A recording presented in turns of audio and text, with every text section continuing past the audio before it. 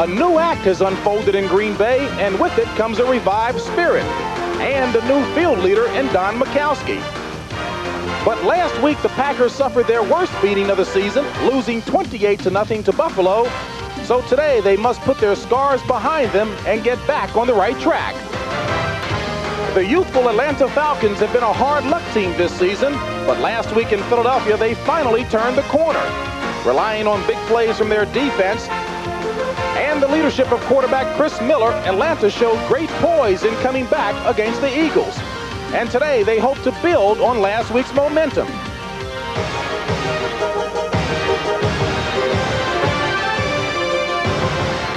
They last met 5 years ago when Bart Starr's Packers watched Kenny Johnson return this interception to give Atlanta a thrilling overtime victory. The stadium for an interdivision battle between two teams looking for the winning formula, the Green Bay Packers and the Atlanta Falcons. Good afternoon, everyone. I'm James Brown. Well, make no mistake about it, both Atlanta and Green Bay have been struggling franchises over the past several years, and with identical 2-7 marks, nothing would appear to have changed. However, these two squads are young and aggressive and do see a light at the end of the tunnel. Let me bring in my partner, Gary Finsick. And Gary, any optimism about future success for these two teams has to start with their young quarterback. Both the Packers and Falcons are starting second-year quarterbacks. Number one pick for the Falcons, Chris Miller, no surprise. The big surprise has been the 10th-round pick last year for the Packers, Don Mikowski. He's added some pizzazz and excitement to that offense. Well, Gary, neither one of these teams, of course, are in their respective division races. What's the real incentive for a victory today? Well, unfortunately, I've been in that position before where you're going into the second half of the season and you pretty much know you're not going to make the playoffs. But you are trying to build for the future. And I think both these teams are going up rather than their organizations going down. And I think you have to have a lot of fun because for 60 minutes today, those records on the field don't mean anything. Atlanta has won the coin toss and will receive. Kicking off for Green Bay, number 4, Dale Dawson.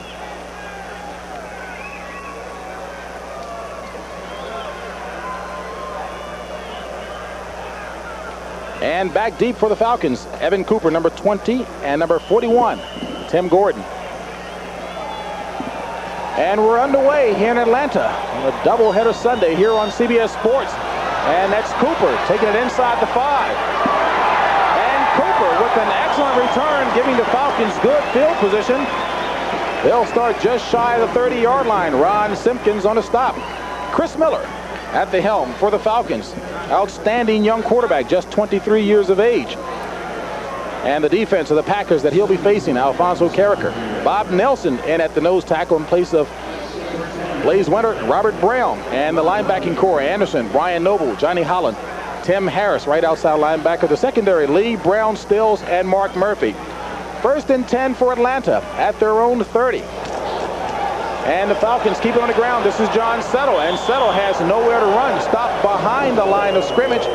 Give the credit to Bob Nelson, who's in at the starting nose tackle in place of Blaze Winter. In the backfield for the Falcons, Chris Miller, John Settle doing an excellent job in place of Riggs, Gene Lang, Michael Haynes getting the nod, 2 catches for 2 touchdowns last week, Floyd Dixon, and Ken Wisenhunt at the tight end. Offensive line, Mike Ken, John Scully, George Yarno, Bill Fralick, and Houston Hoover. 2nd and 11 for the Falcons, loss of 1. This is Haynes in motion.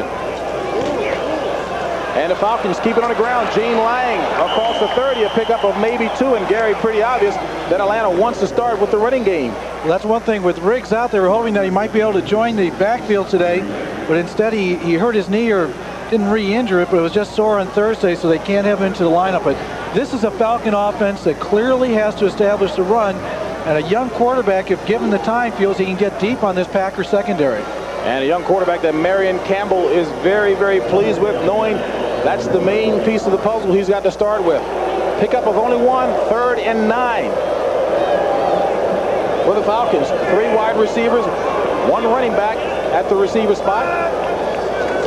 Miller back to pass. And it's complete. It's going to be shy of the 1st down. James Milling, the receiver, on the far side. And the Falcons will come up short in their effort for the 1st down. We'll bring up a punting situation. Rick Donnelly leads the NFC with an average This young man here, Sterling Sharp, leads the NFC with an average of 4.9 yards per punt return.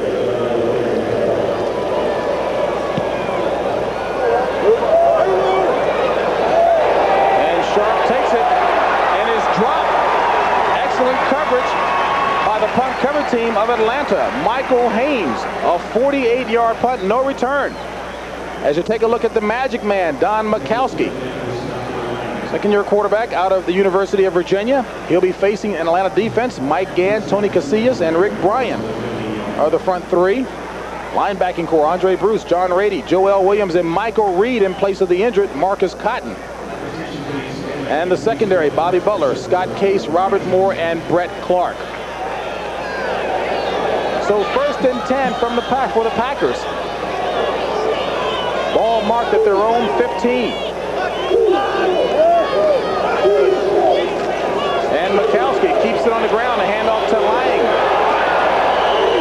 And Lang will make that Woodside. Check that, Keith Woodside, the ball carrier. The backs and receivers. You saw Woodside, the ball carrier. Brent Fullwood, wide receivers, Phillip Epps, and Sterling Sharp, tight end, Ed West. And the offensive line, Ken Rutgers, Rich Moran, Mark Cannon, Ron Hallstrom, and Keith Bucher. 2nd and 5 from the 21. Mikowski back to pass on 2nd down. And it's complete. This is Woodside. And Gary, Woodside indicated to us last night this offense is tailor-made for him. You know, we were talking to him. He said what teams he wanted to talk to were Denver or Cleveland when Infante was still at Cleveland. Was really excited about coming to Green Bay because he's a good pass receiver, a good runner, and he really felt that this is the type of offense that he'd fit well into. That play was good enough for the 1st down. So Green Bay with Phillip Epps. Split to the right. 1st and 10. Ball at their own 27, out of the I formation. On the ground again, this is Woodside, shaking and baking across the 30 to about the 32-yard line. Pick up a 4 to 5 yards by Keith Woodside, and Gary, he didn't seem to lack in confidence at all. Not cocky, but just very confident. Well, I think you have a young team here who, despite the problems the Packer organization has had record-wise the last couple of years, these young guys have no memory of that. They want to establish a new feeling, and Infante with his offensive scheme, he did so well at Cleveland, they hope he can bring that magic to Green Bay. 2nd and 4. Ball marked at the 33. Out of the pro set. Mikowski keeps it on the ground. Fullwood with the 1st down yardage and more. So Brent Fullwood finding daylight and taking full advantage of it. A 12-yard run by Brent Fullwood. Well, the Packers are going to do well. They've got to get the ball to Fullwood, number 21. Good blocking here. Big hole. He cuts it back, comes up. Brent Fullwood did not have many yards the last couple of weeks, and in fact, the Packers' rushing attack has been pretty dismal, so they want to get out of the backs early. In order to do that, you've got to give it to Brent Fullwood. Last week, Fullwood only 2 carries for 7 yards, specifically against the Buffalo Bills. 1st and 10, ball at the 45 of Green Bay, just underway in the 1st quarter, no score. Mikowski back to pass on 1st down. He's got Fullwood. Fullwood across midfield to the 40, the 35, and Brent Fullwood finally run out of bounds by Brett Clark. A 22-yard gain on that pass play from Mikowski to Brent Fullwood. One of the things Infante tries to do in his scheme is a lot of different formations. You see Mikowski gets plenty of time to throw the ball, drops it off in a little screen, and then it's up to your running back to find the holes. You can see here, it's just good running. Makes a little move here. Boy, you get out of here, they're down in their own territory, and gets to be one in field position where they love to score in your first series. And Green Bay impressive on their 1st drive. Ball marked at the 33 of Atlanta. The handoff to Fullwood, and Fullwood gets down to the 30 before being stopped by Tony Casillas. Well, Casillas is going to be very important today. The front 3 for this Atlanta Falcon defense played great against Philadelphia last week. And that's Rick Bryan, Casillas, Mike Gann. They have a #1 pick, the #1 pick in the draft, Andre Bruce at one linebacker, and then they lost Marcus Cotton, their second-round pick, and the other linebacker had an operation on his knee. On 2nd and 7 out of the I formation. Ball marked at the 30 of the Falcons. Play action. Mikowski under pressure. Gets rid of it to Keith Woodside. He slips a tackle. And gets across the line of scrimmage for a dive of maybe 2 yards. Scott Case on the tackle. That time Woodside did a great job of escaping Joel Williams, who had him back in the backfield. They set up the screen nice, but Joel Williams, who's an old pro, smelled it out quickly. And Woodside was lucky to avoid him. Did a good job of running and kept him out of that 3rd and long situation that hurts any young offense. Brings up a 3rd and 5 for the Packers. 4 wideouts in.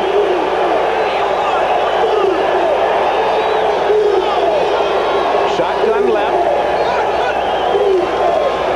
And Mikowski under heat. Gets rid of it. Tim Gordon with the DB rush that time. That time they blitzed him. Mikowski, he had nowhere to go. No one picks up Gordon. He's coming from the right side of your screen. And I think he's pretty lucky that they didn't call grounding on that one, because the running back, Caruth, never even looked back for the ball. So Dale Dawson will get an opportunity to attempt a 45-yard field goal for the Packers. It's up. And it's no good. So Dale Dawson in his 2nd game as a Green Bay Packer kicks it wide. No score here in Atlanta. Dale Dawson misses his first field goal attempt in a Packer uniform in game #2 for him. Scoreless affair here, and Chris Miller, very important to this Atlanta offense. Well, he's important to the offense and the defense and the team, because with him in there, as you can see, they score a lot of points, and it hasn't been that he's failed to start games, but finished them. And he finished last week against Philadelphia. They won that game. The previous game he finished, they also won, but that was way back against San Francisco. Not a particularly big guy, but boy, can he take some punishment. 1st and 10 for the Falcons at their own 28. No score. First quarter action here in Atlanta. 3 wideouts in. Miller rolling right.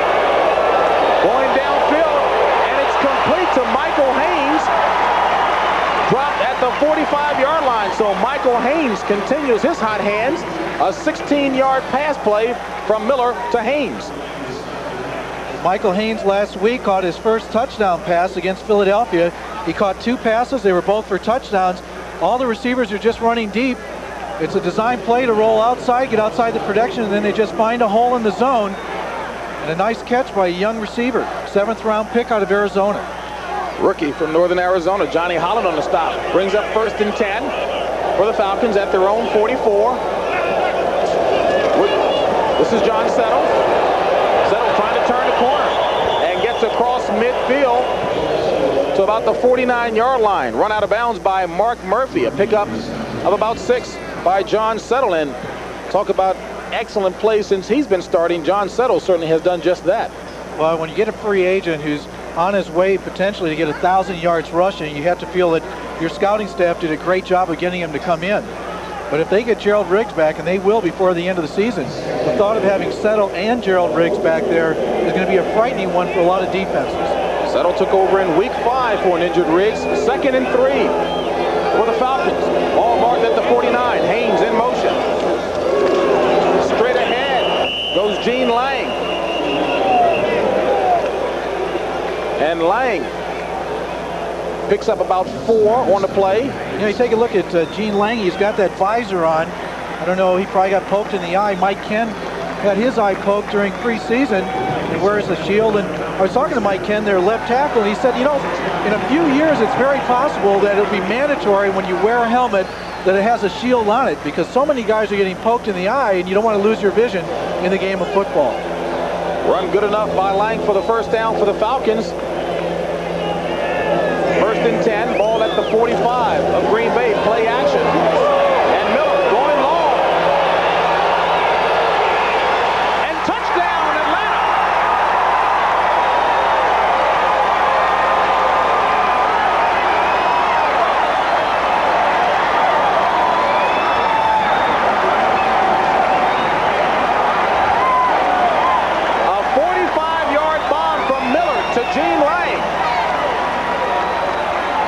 thing is for certain. Even though he's wearing a dark visor, he can see the football. Tim Harris almost got a sack on that play. They're both battling. He fights, he beats Murphy, and he gets a touchdown. Nice concentration. Look at Murphy's reaction. He was all over him on that play, but not good enough, and the ball was just thrown up in the air, and Murphy, with his back to the line of scrimmage, never was able to locate the ball where Gene Lang did. And Greg Davis's point after is good, so the Falcons, on the strength of a 45-yard pass play from Chris Miller to Gene Lang, take the lead 7-0 first quarter action here in Atlanta. Chris Miller said last night he understood how important the running game was going to be today, but boy, did he want to get a deep one, and he got one that time, Gary. 4 plays, 72 yards, a minute 38, 45 yards to the 5th-year player from LSU, Gene Lang.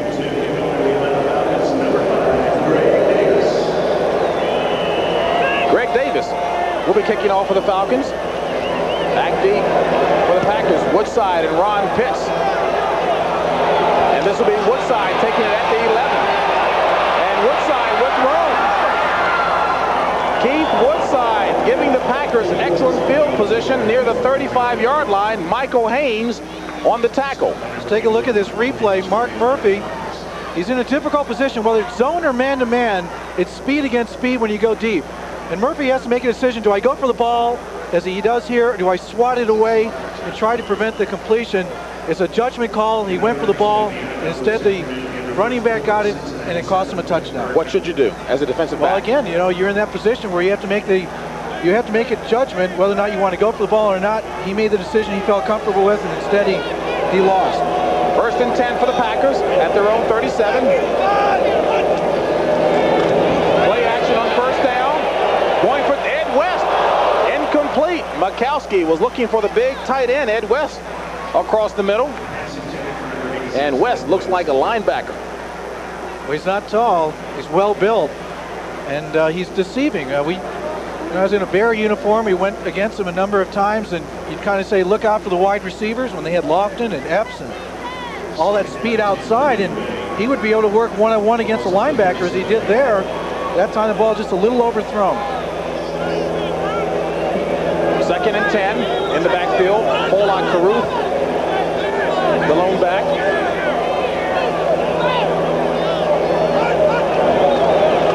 Mikowski back to pass, looking for Philip Epps, and he overthrows him. So Don Mikowski, trying to get the arm loosened up, overthrows Philip Epps. And the Packers are having to operate without Walter Stanley in the wide receiving corps. You take a look at Andre Bruce. Well, this is the #1 draft choice in the NFL. Came in. Uger does a good job pushing him outside. But the important thing is he's blitzing. And that's something he wants to do more of. He wants to have an impact on that passing game, getting some sacks like everybody else does. He looked aggressive on that play. Something he's been accused of not displaying throughout the year. 3rd and 10. 4 wideouts in for the Packers. Mikowski going up top, looking for Sharp. He's got it for the 1st down. So Sterling Sharp, the rookie out of South Carolina, comes up with the grab for the 1st down. Stopped by Charles Dimry, a 19-yard pickup. Well, to the right of your screen, Sterling Sharp, their #1 pick for the Packers, is working one-on-one. The other 3 receivers are on the other side of the field. He beats the rookie Dimry, makes a nice move, and more importantly, he makes the catch. Talked to Infante, Coach Infante for the Packers, and he said, you know, Sterling dropped the ball last week, and sometimes young players have a tendency to lose their concentration. 1st and 10, ball at the 44 of Atlanta. Mikowski back to pass on 1st down, throws a screen to Pollock Caruth, and Caruth is down near 1st down territory. An 8 to 9 yard pickup on a part of Pollock Caruth. Michael Reed made the tackle. When you go against Lindy Infante, you're going to see a lot of different formations. You're going to see the ball all over the field. He uses the entire width of the field and the depth of the field. He'll throw you deep. He'll get you short with these screen passes. That's the 3rd screen pass they've already thrown in the 1st quarter. You have to be constantly alert as a defensive player. 2nd and 1.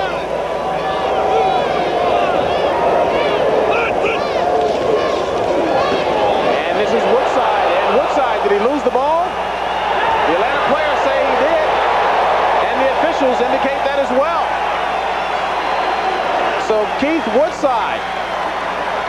scops up the ball on the play. Tony Casillas looked to have recovered for Atlanta. And again, he's wearing a shield, so these dark shields must be the key to the game. You know, if you have a dark shield, you're able to see where the ball is and pick it up. Well, you seem to think that perhaps we may see some models with windshield wipers. We'll talk more about that in a minute.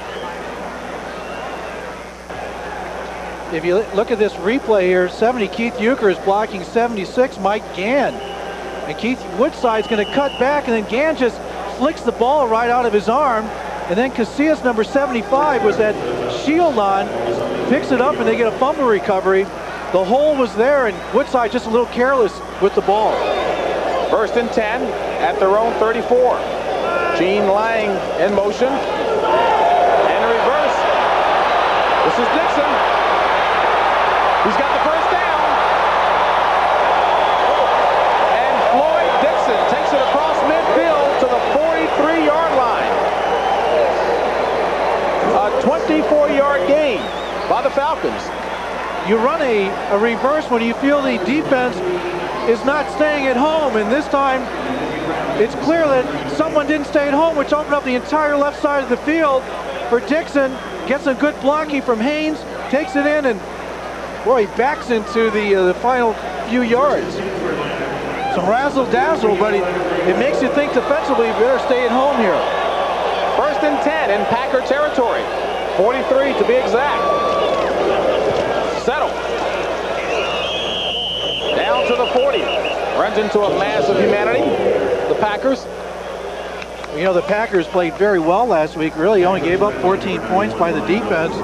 But that doesn't mean anything because the offense gave up 14 points, so they lost by 28. I think what they want to do, you know, some people accuse the Packers of playing kind of a vanilla defense, but the coaching staff and the Atlanta Falcons feel they're really going to be blitzing a lot and showing a lot of different looks. Falcons on top, 7-0. First quarter action here. 2nd and 7. Miller back to pass. Throws a screen to Lang. And Lang across the 40 to about the 38-yard line. A pickup of about 2 before being tackled by Brian Noble. Looks as though both offensive philosophies feel that the defenses are susceptible to the screen pass. You like to throw screen passes, one, when you have a lot of drop back zones, or if you think that you can cut off the man-to-man coverage with the inside linebacker who's usually responsible for the running back on a man-to-man coverage.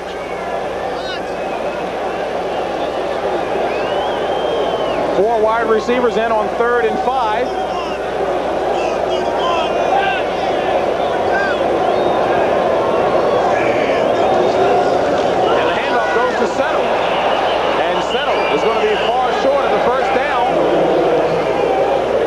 Green Bay diagnosed that one night, right that time. Blaze Winter in on the tackle.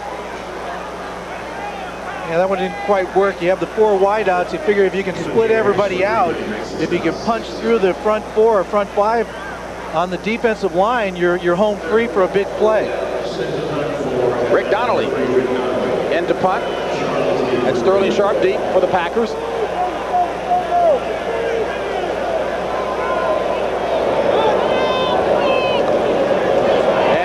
Took a good little while to get that one home. And it hits at the 10.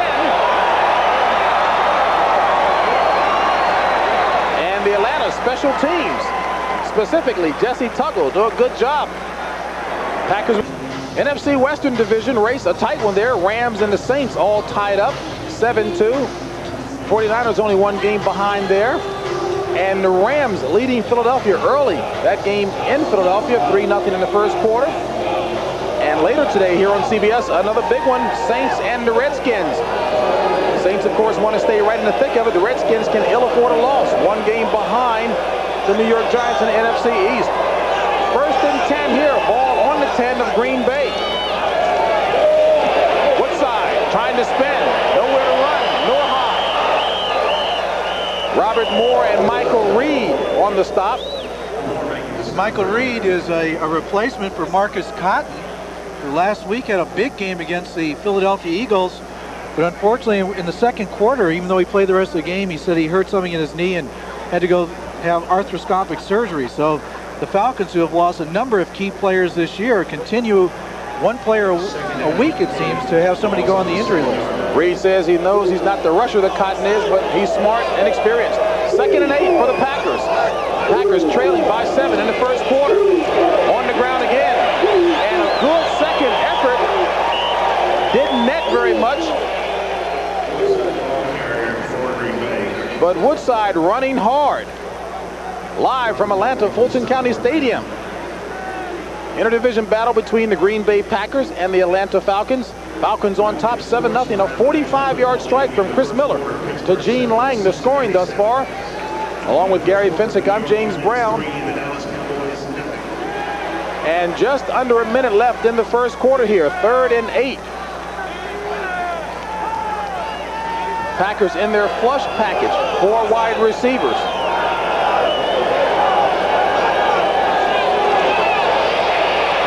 Going for Epps, and a good defensive play by Bobby Butler to get that hand in there, and I'm sure you appreciate that, Gary Fensick. Not only that, he made a great break on the ball, but again, they blitzed number 41, Tim Gordon, and he's got a free run right at the quarterback. McCoskey's lucky to get the ball off, and Bobby Butler breaks it up. But they're having problems right now with the 3rd down scheme, the blocking scheme, to give McCoskey time to throw the ball. Don Bracken into punt for the Packers. Back deep, Lou Evans. Make that Lou Barnes. And Bracken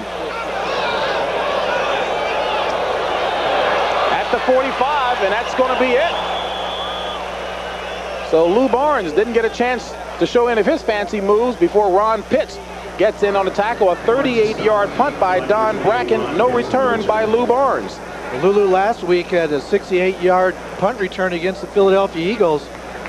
They finally found someone they think who can hold on to the ball, and Aubrey Matthews, who's now with the Packers, had 2 costly fumbles earlier in the season for the Falcons that they feel cost them games. 1st and 10 from the 45 of Green Bay. 30 seconds left in the quarter as Lang takes it straight ahead across the 40 to about the 39-yard line. You know, this is really what they want to do. There's nothing fancy about the Falcon offense running attack. They're just going to go man for man and blow it up the middle.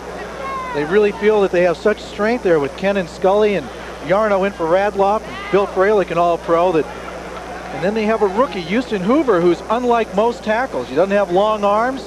He isn't 6'7", 295 pounds. He isn't from Krypton, but he did a great job against Reggie White last week in Philadelphia. They have a lot of confidence in him. That's the end of the first quarter. Your score, the Atlanta Falcons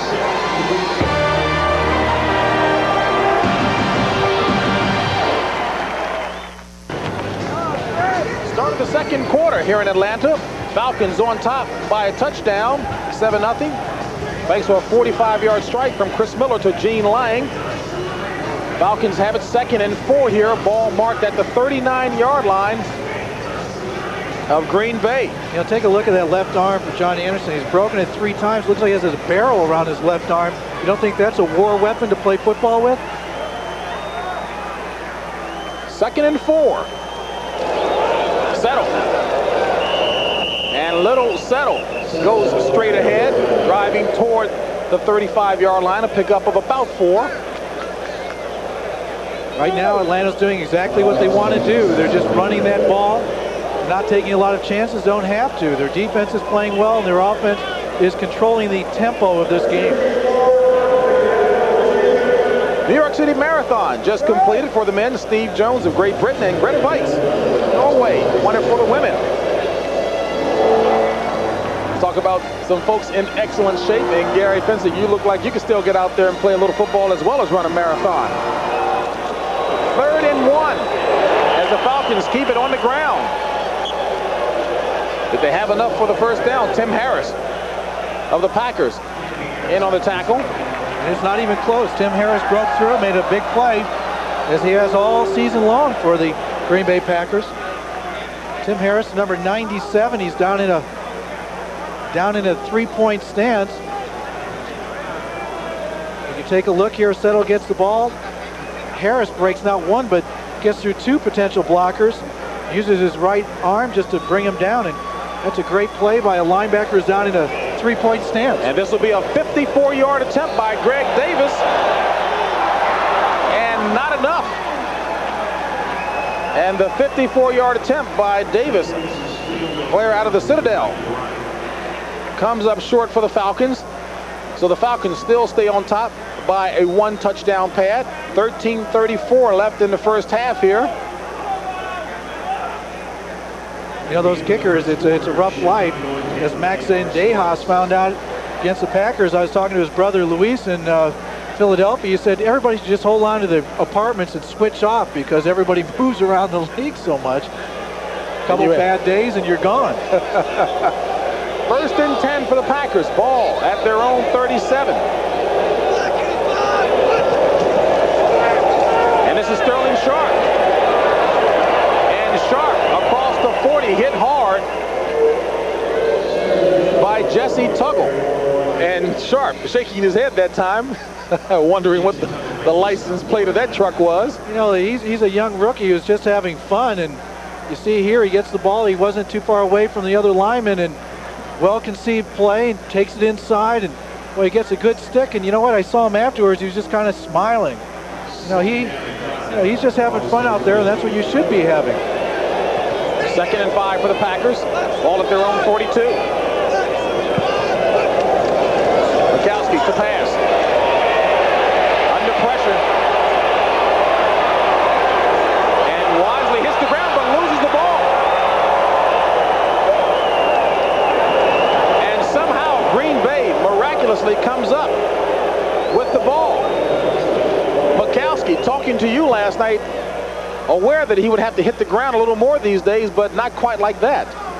Well, one of the things a young quarterback has to learn to do is slide, and he puts a nice move on John Rady, number 59, but then Casillas gets a hold of him, strips him of the ball. Ball's right there for anybody. Scott Case tries to pick it up, and instead it falls under Caruth, and then looks like Woodside ended up with the ball at the end.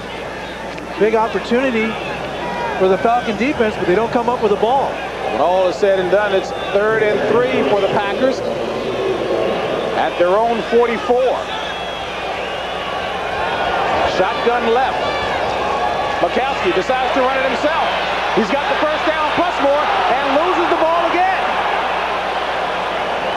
And again, Green Bay comes up with the loose ball. Now, I don't think Lindy Infante has this in the game plan, Gary. Tell you what, he keeps doing that, he's going to end up like Ditka in the hospital. This time he doesn't take long to make up his mind.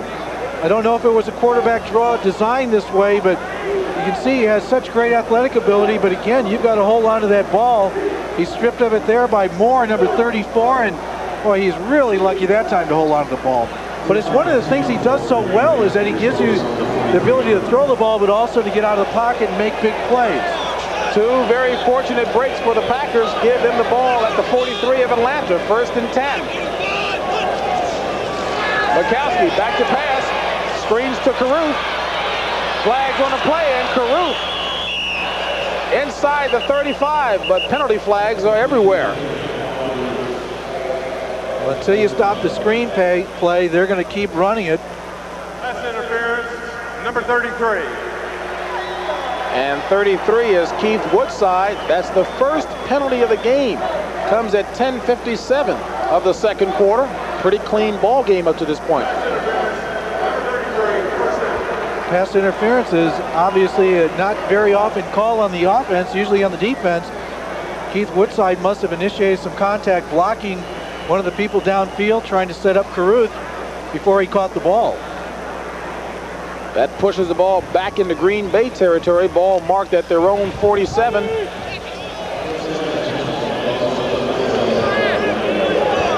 Makes it 1st and 20.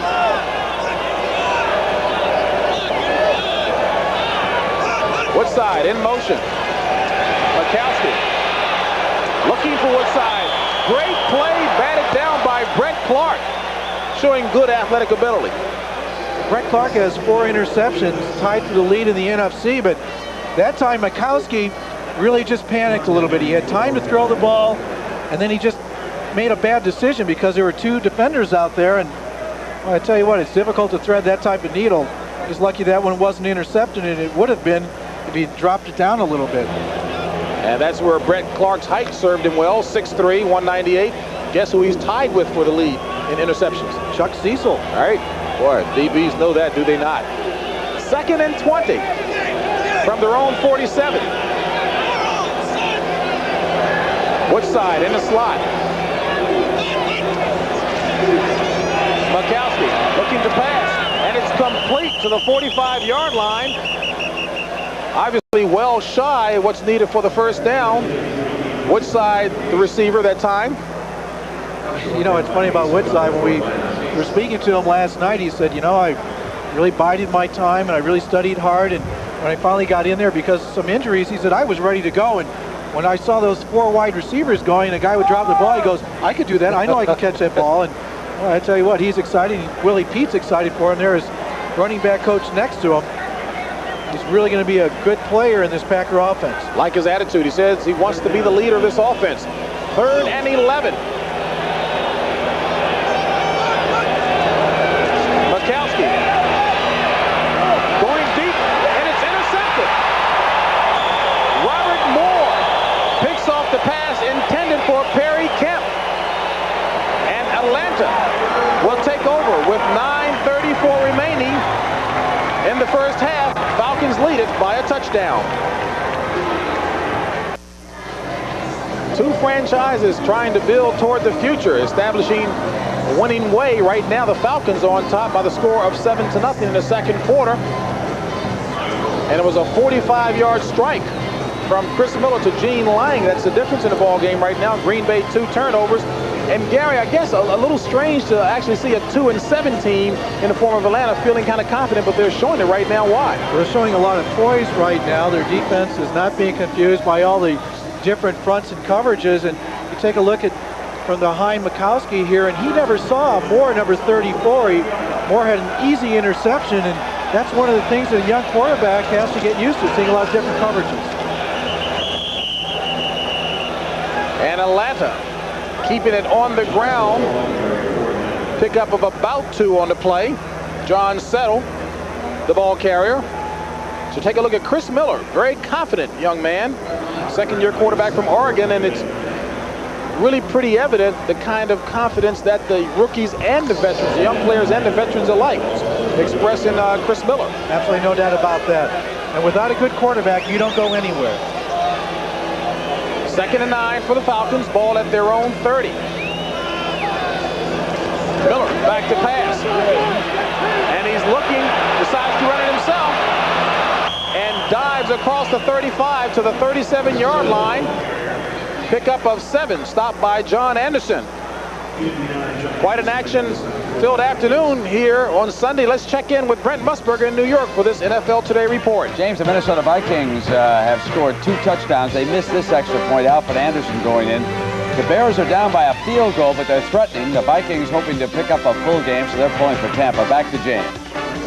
And boy, many thought Minnesota would be playing a lot better than they are. They've made things a little difficult for themselves at points this year. But they still have a chance, and they play the Bears on Monday night, the last game of the season. 3rd and 2 for the Falcons. And this is going to be shy. Gene Lang is going to be shy of the yardage needed for the first down. And you can hear some of the boo birds that, quite frankly, there aren't a lot of birds here, period. Only about 30,000 people. And you know, you would never see a crowd like this in Green Bay, Wisconsin. They fill that stadium even when win or lose, they're going to be there. More birds in the sky than here. And this is Sterling Sharp taking it at the 24-yard line, and he's going to be dropped. Tim Gordon doing an excellent job of getting downfield to stop Sterling Sharp. So the Packers will take over, 7:38 remaining in the second quarter here, and the flag has been thrown on the play. 12 men on the field. Officials doing some good, quick counting there. I'll tell you what, you try to improve that punt return, and you can sneak a 12th man in, why not? That time they got caught. Now, we once played a game against the LA Rams, and after one of the plays, a guy caught the ball, and we came in the huddle and said, who had that guy? No one would fess up to it. Next day, we found out they had 12 guys on the field. A lot easier to play football when you can sneak an extra guy in the field. So you guys were waiting for the film session that Monday, huh? Yeah, it wasn't going to be pretty, but we kind of had a chuckle after that. Let's take a look at Lindy Infante. Getting to be a very popular coach in Green Bay. Very personable, good speaker, and the players love him. You know, you have to make, that gave the Falcons a first down, so they still have the ball. A critical mistake by the special teams. 1st and 10 at their own 42 to be specific. Play action. Miller trying to get away from character. In and out of the arms. And Chris Miller looked as if he was almost out of danger. Floyd Dixon dropped the pass. Again, Chris Miller getting some pressure. John Anderson blitzes. Carricker comes from the outside. They flush him out. Finds an open man, though. Keeps the poise. And unfortunately, his receiver just drops the ball. It bounces off his chest. And, boy, when you miss him, then Murphy gives him an elbow in the head and wants to remind him, I'm always going to be around. First incompletion today for Chris Miller. 4 of 5 for 70 yards. 2nd and 10 for the Falcons. Still at their own 42. On top by the score of 7-0. And Miller looking for Lang. He's got it. And Lang should have it for the first down. A 12-yard pass play from Chris Miller to Gene Lang, and Lang is playing well today. Take a look at the right part of your screen. Tim Harris, number 97, and Brown are going to run an X stunt, and instead it doesn't work. They pick it up. Tim just can't quite keep his feet, puts a little pressure on, but not enough to prevent the completion of the pass. And Mike Kent said that Robert Brown, number 93, gives that stunt away, so they're not going to be affected by it at all, they don't think, today. Atlanta in Green Bay territory at the 45. Gene Lang at the bottom of your screen. Split right. Miller back to pass. Looking for Wisenhunt. He's got him for the first down. Inside the 25. John Anderson on the stop. Oh, Chris Miller finds Ken Wisenhunt with a 22-yard strike. One of the keys to any passing game is having protection. And he has a very experienced offensive line that's doing a great job of giving him the time to find the open receiver. Then he gets over the linebackers in the zone, completes the pass. You know, they're running the ball, but by running the ball successfully, it sets up the play-action passes. And, you know, Chris Miller's very fortunate because he has some all-pros in Ken and Bill Fralick. He only has one rookie on that offensive line. And that can make a quarterback look real good, even if you're inexperienced, as Chris Miller is, only being in the second year. Well, Chris Miller is looking real good in the first half, 6 of 7 for 105 yards. His Falcons are at the 23 of Green Bay. 1st and 10. Out of the pro set.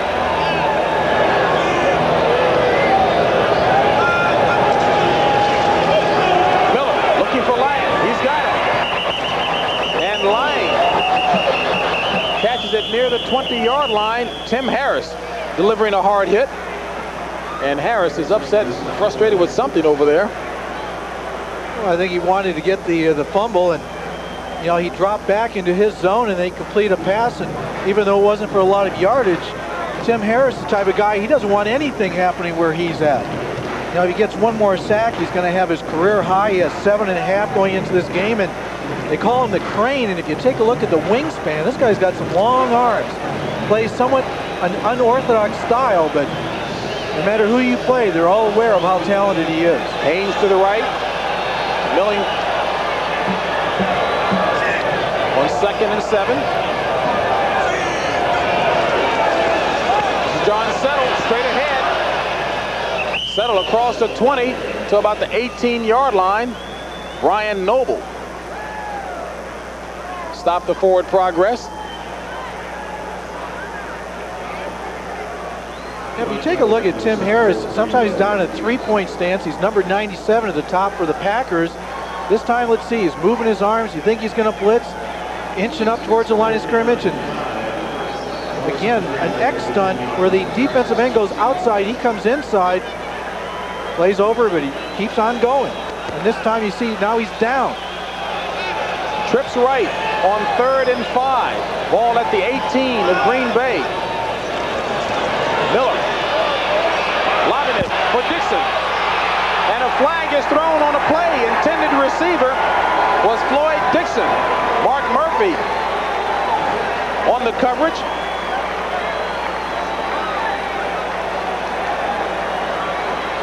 You know, you're going to have problems when you have a strong safety like Murphy covering a wide receiver. Pass interference, number 37, first down. You know, Mark Murphy's a talented, strong safety.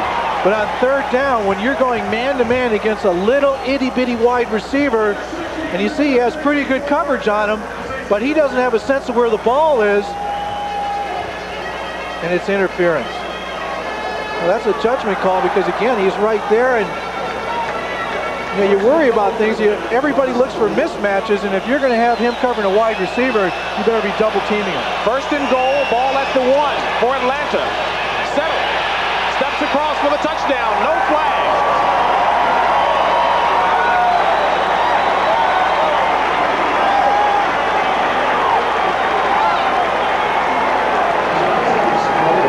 From Appalachian State steps across for the 1-yard touchdown. Take a look at the blocking. George Yarno, 66, blocks well. Fralick. You see he cuts back though. He finds a little hole. That's all you need for a touchdown. Right now, obviously, the Atlanta Falcons are totally in control of this ball game. John Settle, the man who says he runs scared. And Greg Davis is good on a point after, so the Atlanta Falcons, with 4:03 remaining in the first half, move out in front by the score of 14-0. John Settle's 5th touchdown of the year gives the Atlanta Falcons a 14-0 lead with 4:03 remaining, and John Settle went over to talk with that man, Gerald Riggs, to say, hey, how did you like the way I ran?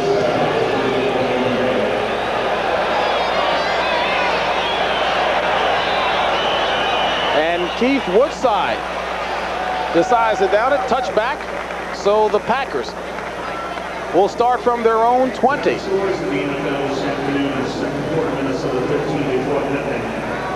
As Don Mikowski looking for something to get going positive for the Green Bay Packers.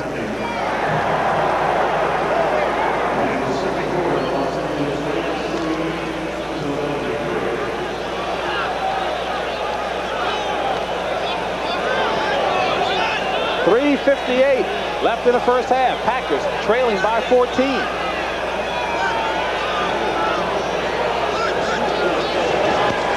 Play action. Complete to Sharp at the 25-yard line. A pickup of 5. I think right now all you have to do is be patient. If you're the Packers, you're a young team. You're only down 2 touchdowns. So you got plenty of time to go in the game, and you know, that's one of the things. You start trying to hurry things. Like if Mikowski's having problems throwing, you start breaking off your patterns if you're a wide receiver and start taking away the synchronization that this Packer offense has to have to be successful. You saw a shot of Brent Fullwood. There he is. He got poked in the eye a couple plays earlier. Vision slightly blurred, but we do expect him back. 2nd and 5 for the Packers at their own 25.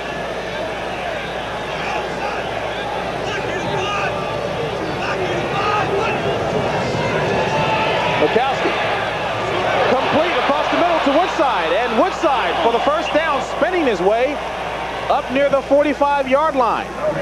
Brett Clark and Robert Moore in on the stop. A 19-yard pickup by Woodside. Well, the Falcons went to a 4-man line, and then it was man-to-man coverage. Keith Woodside against Jesse Tuggle, and Tuggle tries for the ball. And boy, look at all his cute little moves he's got. Misses him there and picks up some good yardage. And boy, that's the type of back you want, who can run the ball, but also is an excellent pass receiver out of the backfield. Woodside says his eyes get big when he sees a linebacker on him. Out of the I formation, 1st and 10, ball at their own 44. This is Woodside again. Running hard up the middle, pickup of about 2 to 3. And it's interesting right now, the Falcons, who normally use a 3-4 alignment with 3 down linemen and 4 linebackers, have decided with a 2 touchdown lead that they're going to go to a 4-man front, anticipating a lot more passing by the Packer offense in an attempt to get back in the game. Second down, 7 yards to go. 2nd and 7.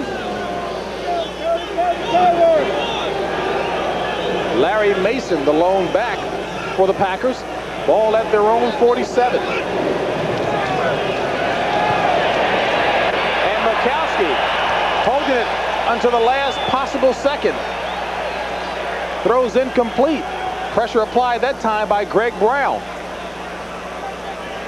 Well, that time he held onto the ball a long time, looking for a receiver to get open. Let's see whether or not any of them do. Patrick Scott in the slot, trying to get open. Scott Case, number 25, and you know, it really didn't look like anyone had a lot of separation there. That's going to be one of the problems too. You know, you got to have time to throw, but your receivers have to get open. 3rd and 7. Shotgun right. Mikowski. Intended receiver was Perry Kemp, and off his hands, incomplete. So the Packers, 3 and out. Don Bracken will come on to punt. Robert Moore, number 34, almost had his 2nd interception of the day, and right now I think that they have to take a look. Infante has to go over and just kind of settle down his quarterback. It was not a bad throw.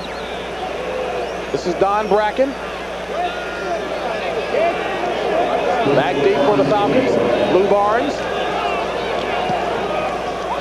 And Bracken gets it off the side of his foot. It hits at the 25.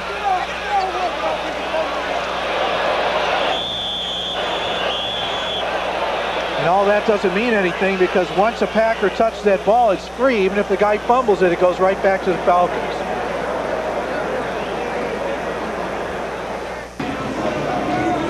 Nothing ball game here in Atlanta. Falcons on top, 2nd quarter, 2:08 remaining in the first half. And Chicago leading Tampa Bay 7-3. Gary, you think the guys want to win one for the Gipper, Mike Ditka? Well, he's watching the game, and I'm sure they don't want to add any more to the complications he suffered earlier this week. I think they are definitely trying to win one for him. 1st and 10 from the 28 for the Falcons. Lying in motion. Miller back to pass to John Settle. Settle across the 30. And John Settle knocked out of bounds at the 37-yard line by Chuck Cecil. And John Settle, as many of the players have said, really has a unique knack, Gary, for slipping tackles. Avoids getting hit straight on. You know, he has quick feet. When you watch him, he gives you a little slight nod of the head in that, but he's open field runner. He's not giving you all these body fakes. He just has quick feet and deceptive speed, really. I think when you watch him going down the field, you can't believe that he's as quick as he is when you're a defensive back or a linebacker trying to tackle him. That deceptive speed helped him to a 9-yard pickup on that play. 2nd and 1 for the Falcons. Michael Haynes in motion. This is Settle again. And John Settle near the 1st down marker. But we reached a 2-minute mark of the first half. Falcons lead it 14-0. Both teams coming off of impressive victories yesterday. Sets up a good matchup next week here on CBS Sports. Right now, we've got a good one here in Atlanta. Falcons on top, 14-0. Atlanta 1st and 10 from their own 40. 1:56 remaining in the first half. Miller back to pass. He's got Lang at the 40. To about the 39-yard line, a pickup of 1. And Chris Miller burns off a timeout. He wants to come over and discuss things. His team enjoys a 14-point pad.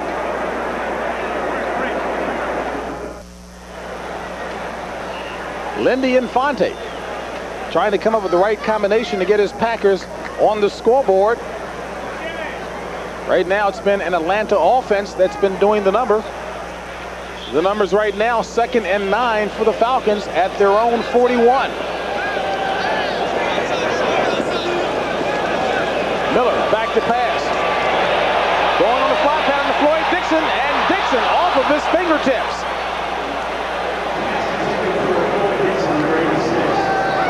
Now you see Chris Miller, he let it a little bit too far to the outside, but they want to challenge these guys deep, and why not try to get another touchdown before the half. Lloyd Dixon against number 2, Mark Lee, and you see he's got a step on him, and can't tell whether or not he would have been able to stay in bounds with that catch or not. Chris Miller has had an absolutely excellent first half. 9 of 11 for 118 yards. 3rd and 9. Atlanta 0 for 4 third down conversions. And Miller having to run away from trouble. Tucks the ball in and dives at the 45-yard line. When all is said and done, a 4-yard pickup by Chris Miller. Well, he was chased out of the pocket that time, and he was looking for somebody downfield, and then all of a sudden, you can see in the screen, number 97, Tim Harris is going to have him. He sees it, no, he's got to take it up, and Tim had to fall down trying to get him. Gave him a little stutter step, and all of a sudden, should I slide? I don't have anywhere to slide. I got to put my head down. And well, he's lucky he did, because Tiger Green and Chuck Cecil are doing some head hunting, looking for a free gift. Get a quarterback, get $1. Tim Harris, they don't get anything for that. You don't want to get in trouble with the NFL. But when you can see a quarterback who's not sliding, it's like duck hunting out there. Tim Harris wanted that tackle in the worst possible way. Don't forget, coming up at halftime, the NFL Today. Brent Irv and Dick Butkus with scores and highlights. And a feature piece on George Rogers, Mr. Rogers' neighborhood. Young man from South Carolina who wants to get back in football right now is involved in real estate. That and more coming up at halftime. Back to punt on 4th down, Rick Donnelly, and Donnelly barely gets it away. A short one that takes an Atlanta roll inside the 15. I'll tell you what, the Tiger Green came by as close as you can without getting a block kick, and I'm sure that if they don't solve that problem, he'll block one today. A 42-yard punt as it winds up being. You see Tiger Green, 23, the left of your screen, and boy, I'll tell you what, he went for the block, put his hand out, he was going to take it right off his foot, just missed it, but he got in there, and boy, you want to get so close, I'm sure at halftime he'll say, I can get there next time, and they better make some adjustments to make sure they block him. And some adjustments, I'm certain, forthcoming for the Green Bay Packers as Don Mikowski trying his best. He's got 1:13 remaining in the first half to try to get the Packers on the scoreboard. Starting from their own 13 out of the shotgun.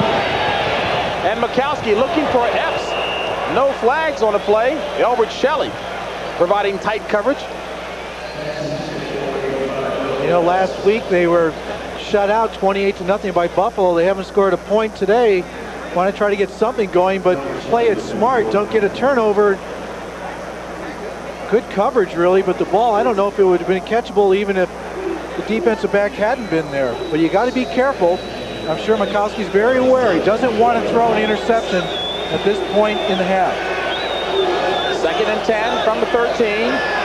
Trips right.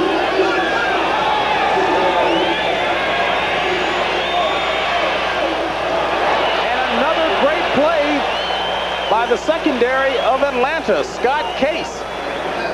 Intended receiver once again, Philip Epps. Well, let's look at number 93, Andre Bruce. First pick in the draft. He's trying to just bull rush. Is he going to get to the quarterback? He's not. Good job. You got to learn some moves, and it's going to take him a while. He doesn't quit. That's the most important thing, but he's trying to have bull rush, and I'm sure he'll have some other moves as his career progresses. Ken Rector's did a good job of keeping him out. 3rd and 10. And Mikowski decides to run it again. And he slides this time for the first down. Seems to me like he listened to Gary Fensick last night. It was really interesting. You told him he was going to have to learn how to slide. Now, why were you telling him that? Well, otherwise you get killed, and he was very aware of it too. And he said that that's something you do have to develop. How do you learn how to slide?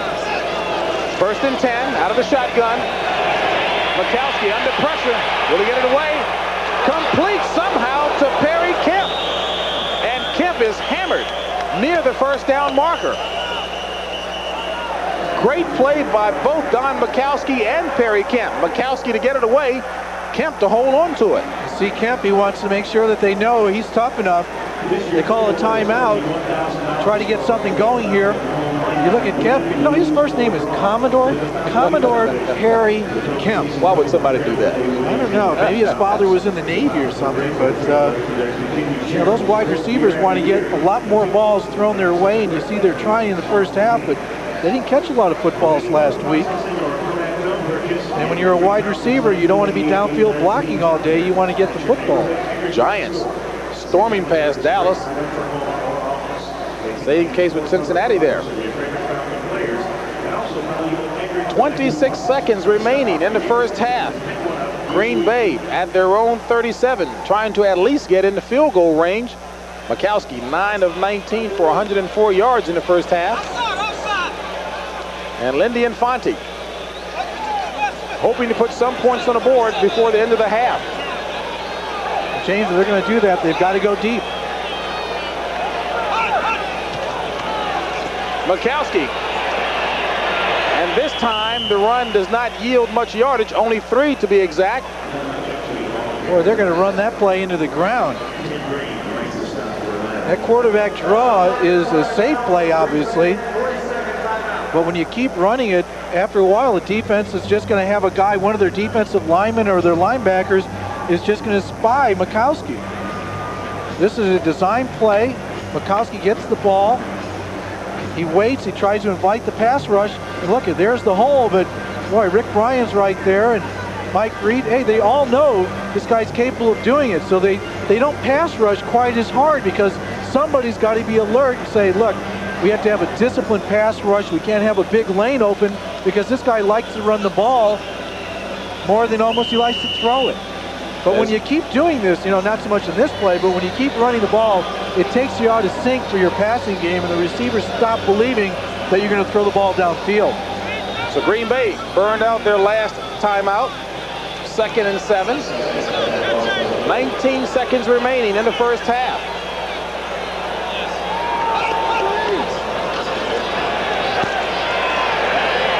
And Mikowski doesn't get it off and fumbles the ball. It's knocked loose.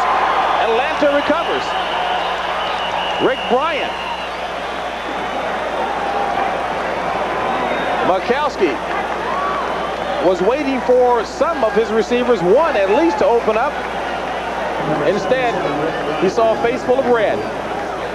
Well, there's not a lot you can do. Is he going to throw it deep because they have no timeouts left? He's looking for someone, but I think you got to take a chance. He reloads, and when he reloads, he doesn't have control of the football. It's number 77, Rick Bryan, comes over, and with 9 seconds left, gives a great opportunity for the Atlanta Falcons to at least maybe get a field goal if they can get 10 or 20 yards on one pass play. And give the credit to Tim Green, the third-year player from Syracuse, who caused that fumble. 9 seconds remaining. The Falcons take over at the 41 of Green Bay, and Atlanta decides to burn a 40-second timeout to discuss things. Well, you have to decide now what you want to do. Do you try to go deep? You still have a timeout left. You can call a timeout if you're successful, or you want to try to milk it a little bit. You're probably only going to have one clear play and then go in for your field goal, and I think Chris Miller just wanted to make absolutely certain that everybody was on the same page as far as what you want to do. Now, in your experience, how much yardage would you want to try to pick up quickly to get in the field goal range for Greg Davis? Well, he probably can try a 50-yarder, so, you know, they're almost on the 40 right now, and you have to add 7. You know, the problem for the defense is that you don't want to play too tight because you might give up the 7 points deep. So you'd almost concede the 3 more than, you know, being vulnerable to the deep bomb. And Davis missed a 54-yard attempt earlier. Out of the shotgun, trips right for the Falcons. 1st and 10 at the 41. Low snap. And Miller throws it to Settle, and Settle looking to get out of bounds at about the 35-yard line with 3 seconds remaining. So the Falcons took 6 seconds on that particular play. Set up about a 52, 53-yard field goal. 52 if they're kicking from the 35. And keep in mind that Davis attempted a 54-yarder. This will be a 52-yarder. It's up. Looks long enough, and it's good.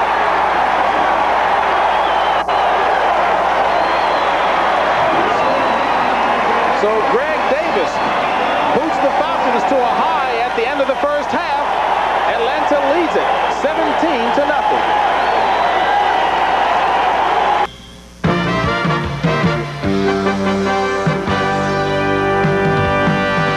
Okay, everybody to the scoreboard. The Eagles just have scored on the Rams, and now they lead it across 10-3. What about this one? Well, I tell you have to really be impressed with the Eagles' performance today, Brent. They've been able to run the ball, control the clock, and I'll tell you, they look like division contenders today. Let me show you a performance you've got to be very pleased with if you're a New York Giant fan. 26-0 over the Dallas Cowboys. Twice Sims has gone to Baker for touchdowns. Pittsburgh and Cincinnati, and the Bengals 21-7 now. It is 7-3 New England over Miami. And Green Bay, of course, the game you're watching, trailing by 17 points in that one. Detroit and Minnesota, and the Vikes are up by a field goal, 13-10. Chicago leading Tampa Bay, 14-3 is the count there. And Dick, what about the Bears without Mike Ditka and Jim McMahon? Well, Mike Tomczak's doing a good job. You know, usually he tries to drill that ball in there, but today he scrambled twice for big yardage and kept the drives going. And the NFL Today continues after these messages from your local stations.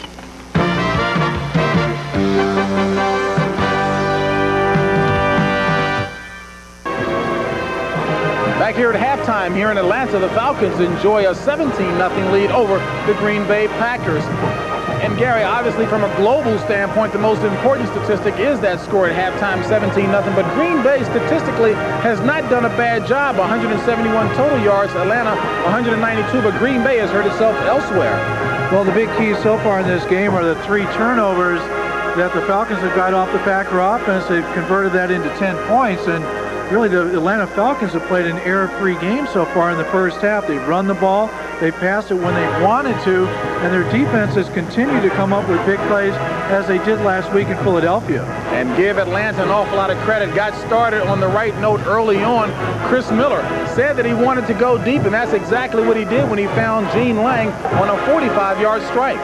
Well, they got in a man-to-man situation where you have a running back going against a strong safety, and he laid it out perfectly for him, and then it's just a matter of, you know, who can get to the ball, and Mark Murphy, number 37, is right there, but he doesn't have a good view of the ball as the running back, Gene Lang, does, and he goes right through his arms for the first touchdown of the game. And that got things started well for Atlanta. They went on to capitalize with additional scores from there. Give Greg David a lot of credit. Davis, that is, a lot of credit. He kicked a 52-yard field goal right before the halftime. That was the longest field goal ever in Atlanta history, tying Mick Luckhurst and Nick McMayer. You know, again, the Atlanta Falcons have been snake bit earlier this year. They've lost some games in the last few minutes, and this game is by no means over. But right now, they clearly have control of the game. They've done what they want to do. Now, in the second half, you have to see what Green Bay is going to do, because certainly their defense has not played badly the last couple of weeks, but their offense hasn't scored a point now, and what they really need to do is get back in the game by scoring a touchdown, and then you're having plenty of time to get back into the ball game. 17-0 Atlanta. Second half about to get started in just a moment. CBS Sports coverage of NFL football will continue after this message and a word from your local station.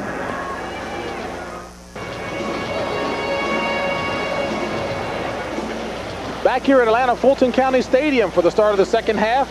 Packers trailing by 17 to the Atlanta Falcons. Chris Miller looking awfully strong in, Gary. The field goal, the 52-yarder by Greg Davis, certainly sent Atlanta into the locker room at halftime on a real high. Well, this is the type of opportunity that if you make the most of it, as Davis does here, it gives you that additional lift, and it gives you more than a 2-touchdown lead. And well, you think that guy's not excited? You know, he's happy, and of course, that means that he'll be here at least another week. Now, he's had a good season, but you know, all these kickers, they're moving around. Now, you're always teasing me, having played for Harvard and butchering up names that are multi-syllabic. The other guy's name, I said Nick McMayer, which I guess phonetically is right, but that's not correct. It's Mickemeyer, and that's okay, James. I know that people who go to Harvard aren't necessarily educated. Keith Woodside taking it inside the 5 for the Packers. He's across the 20. Up near the 27-yard line, Keith Woodside hit hard that time, but a good return. Give the credit on the hit to Mike Weddington. You know, if you're the Packer offense, I think with Mikowski, I think you have to give him more time to throw, and you have to develop his confidence a little bit. I wouldn't be surprised if they run the ball, but they go to shorter patterns so that, you know, he can develop a rhythm which clearly the entire offense did not have in the first half. Lindy Infante, hoping his Packers get started a little better. Brent Fullwood, the lone back. And this is Fullwood. And Fullwood banging hard across the 30 to about the 31. Mike Gann on the stop for the Falcons. One of the difficult things for a young linebacker like Andre Bruce and some of these other young people on the Falcon defense is that you've got a different formation to look at every time you come out of the box. And Andre Bruce has had some trouble adjusting to the NFL. Not that he won't be a great player, but boy, I'll tell you what, this can really mess up your mind. 2nd and 5 out of the pro set. And the handoff goes to Patrick Collins, and Collins gets back near the 30-yard line. John Rady on the stop. Another young player. Let's take a look at John Rady, and he's coming out on 3rd down situation, but he's one of the leaders with Joel Williams, and they have the experienced linebackers on the inside, and they have the young bucks on the outside, and it's that blend of old and new that you try to get going to have a good defense. No gain on the play. 3rd and 5. 4 wideouts in for the Packers. This is their flush package. Inside handoff to Caruth. And Caruth up near the 36-yard line. Not enough for the first down. Greg Brown on the stop. Yeah, the Otter didn't quite slink his way for a first down that time. Again, they're trying to spread out that defense and then sneak somebody in. They were using a lot of quarterback draws in the first half. I think this half they'll kind of get away from that. It looks like the defense hip to that trick. Lou Barnes back deep for the Falcons. Don Bracken to punt for the Packers. And he gets a good one away this time. And Barnes signals for the fair catch at the 25-yard line. A 40-yard punt by Don Bracken, the 4th-year player out of Michigan. Got some foot in that one. Well, Marion Campbell must feel pretty good right now. You know, they had a big win last week against Philadelphia. Defense is playing well, the offense, but this team's been snake-bitten many times this season, losing in Dallas and losing in the last 2 minutes against New York Giants. And I doubt any head coach ever feels comfortable until they're in the locker room with the wind under their belt. Haven't done well here at home. 0-4 this year. 1st and 10 from their own 25. Handoff to Settle. And Settle somehow gets across the 30-yard line to about the 31. A 6-yard carry by John Settle. Stopped by Mark Murphy. Again, this guy must be invisible at times. He's going to go over to the right side. Number 44 takes it, cuts back a little bit. Defense over pursues, but again, knocks off one body. Murphy's in there, but not before he gets 4, 5, 6 yards. And when you can control the ball and get 6 yards on first down, you're having a good day offensively. It allows you to do a lot of other things. Michael Haynes in motion on 2nd and 4 from the 31. Misses Settle again. And Settle's got the first down. And big yardage pass. John Settle up near the 43-yard line. A 12-yard run. Johnny Holland on the tackle. Well, he's got great blocking by Freilich, number 79. Houston Hoover on the top of your screen. They block down. They run the counter play that Washington Redskins have made famous. And he's got a lead blocker. Number 78, Mike Ken, seals, hits Holland, and boy, I tell you, you have that kind of blocking scheme with a big tackle leading you 5 yards down the line of scrimmage, and you want to run the ball all day long. 1st and 10, Lang dives ahead to the 45, gain of 2. I was talking to George Yarno, their center, number 66, and one of the few, if only, players to actually play high school football in Alaska. He said you had to move the season up because, boy, once it goes dark in Alaska, you don't see the sun for 6 months at a time. And he was telling me when he was with Tampa Bay, he played a game up in Green Bay, and it was snow blind. The only people you could see were the gold and green of the Green Bay Packers. 2nd and 8, ball at the 45. Miller looking for Dixon. Incomplete, overthrown as Mark Lee took the opportunity to get a little shot in, and Dixon is still down on the turf as a result. I'll tell you what, when you leave your wide receivers hanging, as Chris Miller did to Dixon right there, you can really lead to some injury, and he seriously got popped by number 22, Mark Lee, on that one. Clean hit, and we, of course, hope he's okay. Well, thank goodness it looks like Floyd Dixon is okay as he's being attended to by the medical staff that is. And Gary, you've delivered a few of these hits in your day. Well, you want to intimidate them if you can. You can see he shorts arms it a little bit, and Mark Lee, clean hit, lays him out, and Dave Brown saying, yeah, that's what we've got to do, and that's what this defense has to do, is start knocking some bodies around, making something happen. And the Falcons attempt to make something happen on 3rd and 8. Ball from their own 45, out of the shotgun. 4 wide receivers in. This is their rocket package. And Miller pumps and throws incomplete. So that'll bring up a punting situation. Mike Haynes was the intended receiver. And the officials are having a discussion on the field here. I did not see a flag thrown. You sound like a defensive back, James. We never see him thrown either, but suddenly they seem to come out of nowhere for a first down. There really seems to be some confusion what it is. Showed the illegal use of hands. Illegal hands to the face, number 32, first down. 32 is David Brown.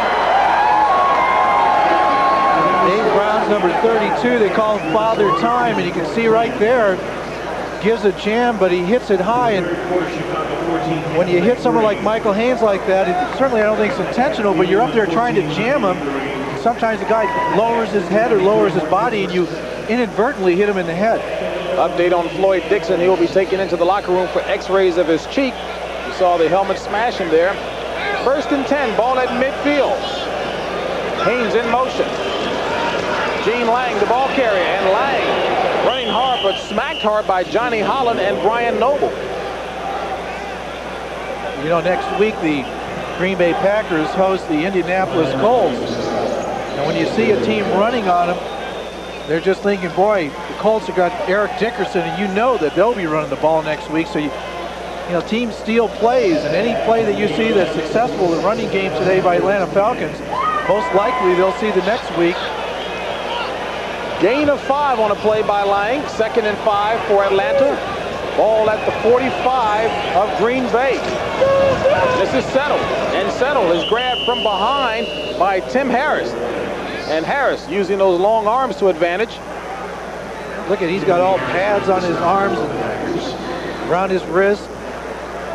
Just needs one more sack to set his career high. He's got 7.5, and you know, when I watch Tim Harris play, I mean, he's not, you know, he's not like a big stud looking there, but I mean, he looks kind of a little unorthodox. Maybe he has too long arms or something, but he just lulls people into sleep, and he keeps getting these sacks and playing well, and you know, he should be recognized as one of the better linebackers in the NFC and certainly in the NFL. Jesse Hester in motion on 3rd and 3. Miller back to pass, under pressure. Gets it away and overthrows the intended receiver, James Milling.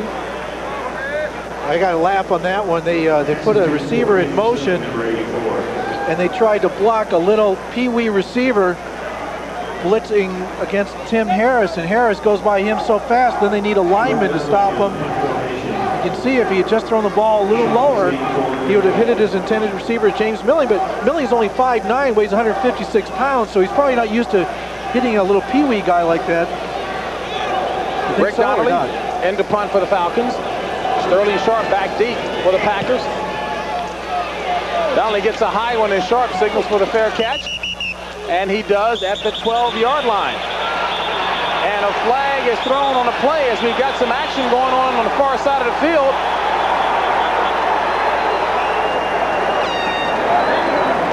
I mean, Chuck Cecil, number 26, he was doing undercuts on that one. And now he's, well, that's because he wasn't punching Andre Bruce. He was smarter than that. Well, Vincent Smith was a linebacker involved in that action as well, just called up.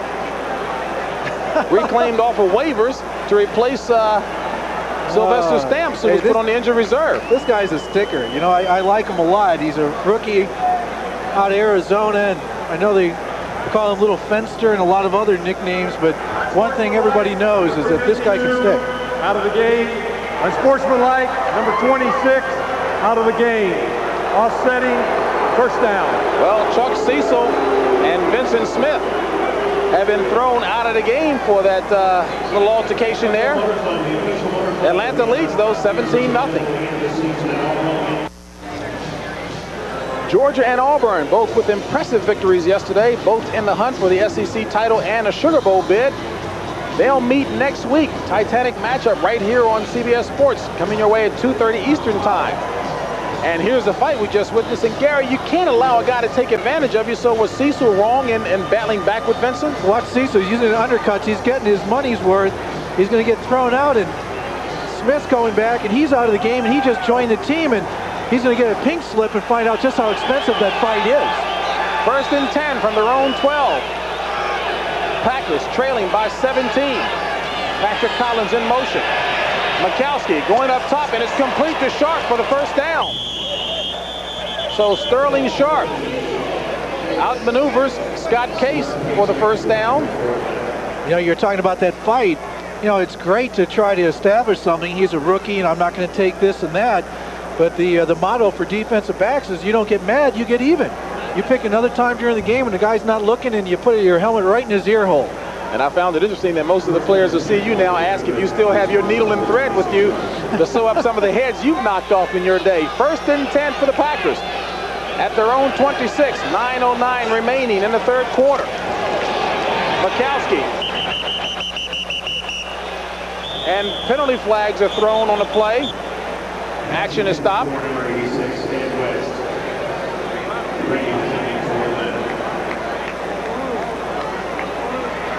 Holding, number 75. And that goes against Green Bay's Ken Rutgers. That'll push the Packers back. Now you feel bad for those offensive linemen. You never hear about them until they get a holding call. And you know, Ken, you can see that left shoulder. He's got that harness on. Studying for a master's in business out in California in the off season. You know, it just seems like USC continues to put out these huge offensive linemen. He and a few of his partners along that offensive line also been studying the martial arts in the offseason. Right now they've got to fight themselves out of this hole. 1st and 20 at their own 16. Penalty flag on the play as Brent Fullwood runs for a big yardage up near the 25-yard line. Brett Clark on the tackle. Looked like Mikowski drew them off sides. And the preliminary signal goes against the Atlanta Falcons.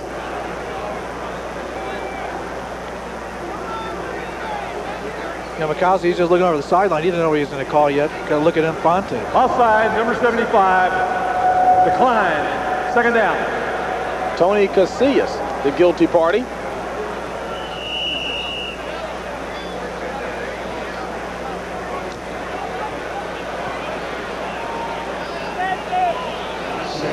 From their own 26, 2nd and 10.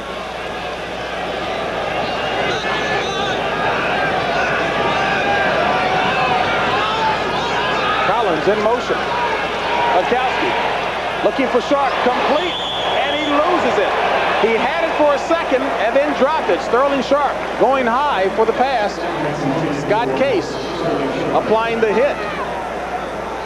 One of the things that a rookie or any wide receiver has to do is concentrate on the ball, and it looks like it's man-to-man coverage, and he's wide open. The ball's a little high, goes up nicely for it, and doesn't quite look it in, or maybe there's just a little too much zip on that ball. But he's disappointed, as any receiver is. You want to get that ball, and look at Scott Case. Last week I mentioned that he was wearing a towel, and he didn't know why he's wearing it. Today he's not wearing one. 3rd and 10 from the 26. Out of the shotgun. And Mikowski throwing for Sharp again. Incomplete. Tim Gordon was right there with him. And Mikowski has to pick himself off of the turf. Well, they're making it difficult for the offense to get any continuity in the second half. When you continue to put yourself in 3rd and long situations, you allow them to really, defensive linemen have their ears pinned back and they're just going for the sack. Mikowski's receivers are not getting open. When might you see Randy Wright who's able to play today. This is Bracken into punt for the Packers. Lou Barnes back deep for the Falcons. And not a very good punt, but it takes a little bit of a Packer roll.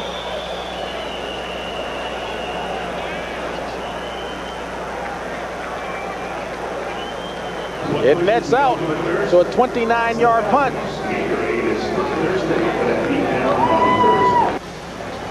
Talk about durable, long-time center Jeff Van Note for the Atlanta Falcons to the left.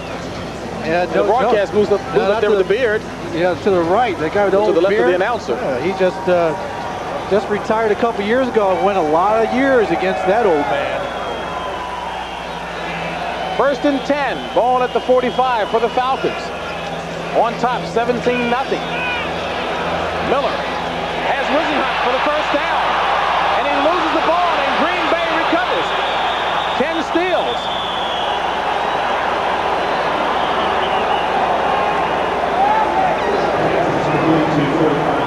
So a big pass play for the Falcons into Green Bay territory. Nullified. This time, number 45, Ken Wisenhunt, makes a nice move, gets open, and now he's just lumbering for yards, and he gets stuck. Just really doesn't even get hit that bad. But the missile, number 29, Ken Stills, makes a big play, big opportunity for the Green Bay Packers.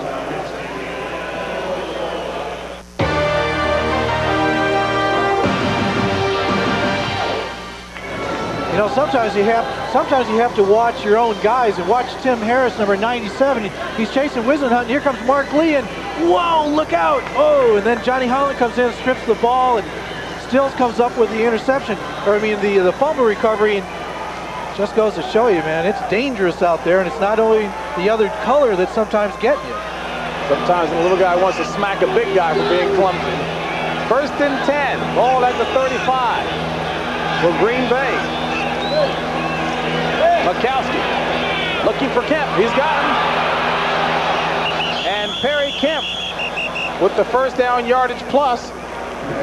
Bobby Butler runs him out of bounds. You get the feeling that those cornerbacks are really laying off, and either wide receiver right now can just run a down and out pattern, and there's nobody underneath. Sharp did it last series. Kemp did it this series. You know, there are holes in this zone, and I think it's just a matter of Mikowski being patient, and that offensive line has to give him time to find the open receiver. 1st and 10, ball at midfield. 8:21 remaining in the third. Packers trailing by 17. Play action. And the ball is tipped. Rick Bryant. Now, we really haven't talked enough about this front three for the Atlanta Falcons, but Rick Bryan and Casillas and Mike Gann, they've really been putting a lot of pressure on. Take a look at Bryan.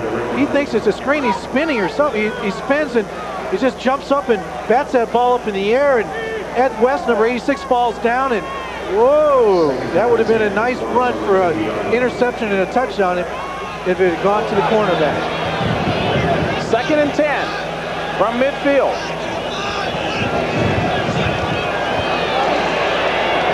Complete to West, and West has got the first down. So Don Mikowski finds big tight end Ed West with a 12-yard connection. See what kind of job the offensive line's doing here. You've got 3 people, and you see Bruce, the linebacker. It's just a 3-man rush, and then Bruce comes in late, goes inside. Euchre, Rutgers, those guys give him time, and he also has the visibility in front of him so he can see the open receiver. Packers in Falcons territory at the 38, 1st and 10. Fullwood. And Fullwood gets to the 35, a 3-yard gain, wrapped up by Rick Bryant. 17-0 ball game here in Atlanta. Falcons on top. Coming to you from Atlanta, Fulton County Stadium. Along with Gary Fensick, I'm James Brown. And it's been the first half action of the Falcons that have them enjoying this lead. Turnovers. The story against Green Bay in the first half. Don Mikowski trying to get the Packers on the board. 2nd and 7.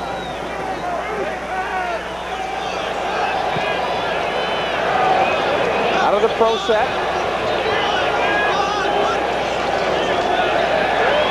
Mikowski going across the middle. Intended receiver was Keith Woodside, but yet another pass. Batted down. I'll tell you what, that time they sent the backers. They blitzed them.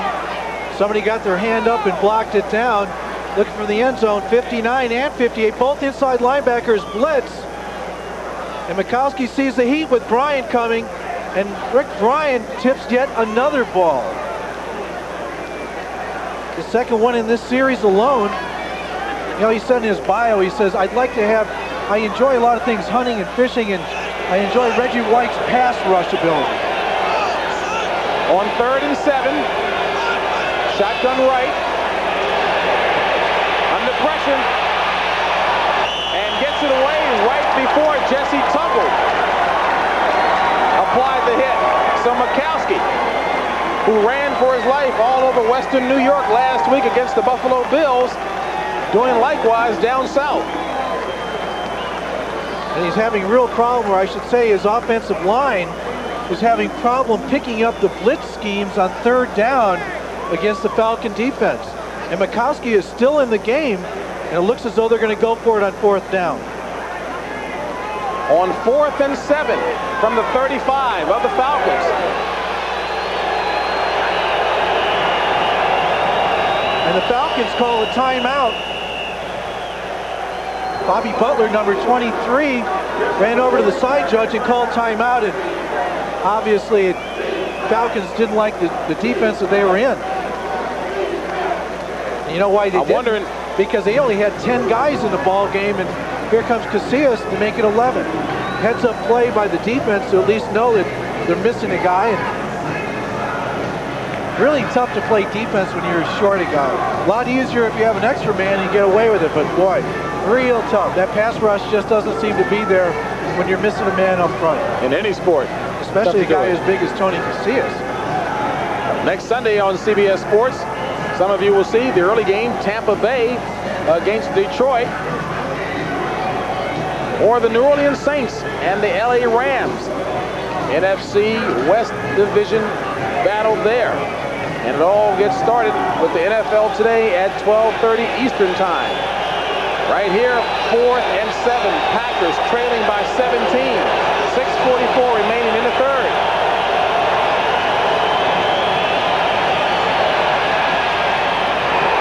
Nearly intercepted by Scott Case. So the Atlanta defense holds. That was a great job that time. A breakup by Case, number 25. You see he has protection there, but Kemp is not getting away from Case. He doesn't buy the move, and Kemp goes for the ball even better than Perry Kemp does. But Case goes for it. Could have had an interception there. And right now, if you're in the secondary, you're just the defense, you feel real confident right now if you're with the Falcons. They've got control. The wide receivers are not getting open for the Green Bay Packers. 1st and 10 for Atlanta at their own 35. They keep it on the ground. Gene Lang, the ball carrier. Alfonso Carrico on the stop. You know, a little frustrating. That's what the Chicago Bears, we used to say, okay, in the huddle defensively, we want to get 3 and out. And right now, I think some of those Packer guys on the defense must be wondering whether or not the offense is saying the same thing. They can't put any points on the board, and you know, you're down by 17 points. And defensively, you guys say, hey, we got to make something happen and give them good field position, or we got to score on our own. No gain on the play, 2nd and 10.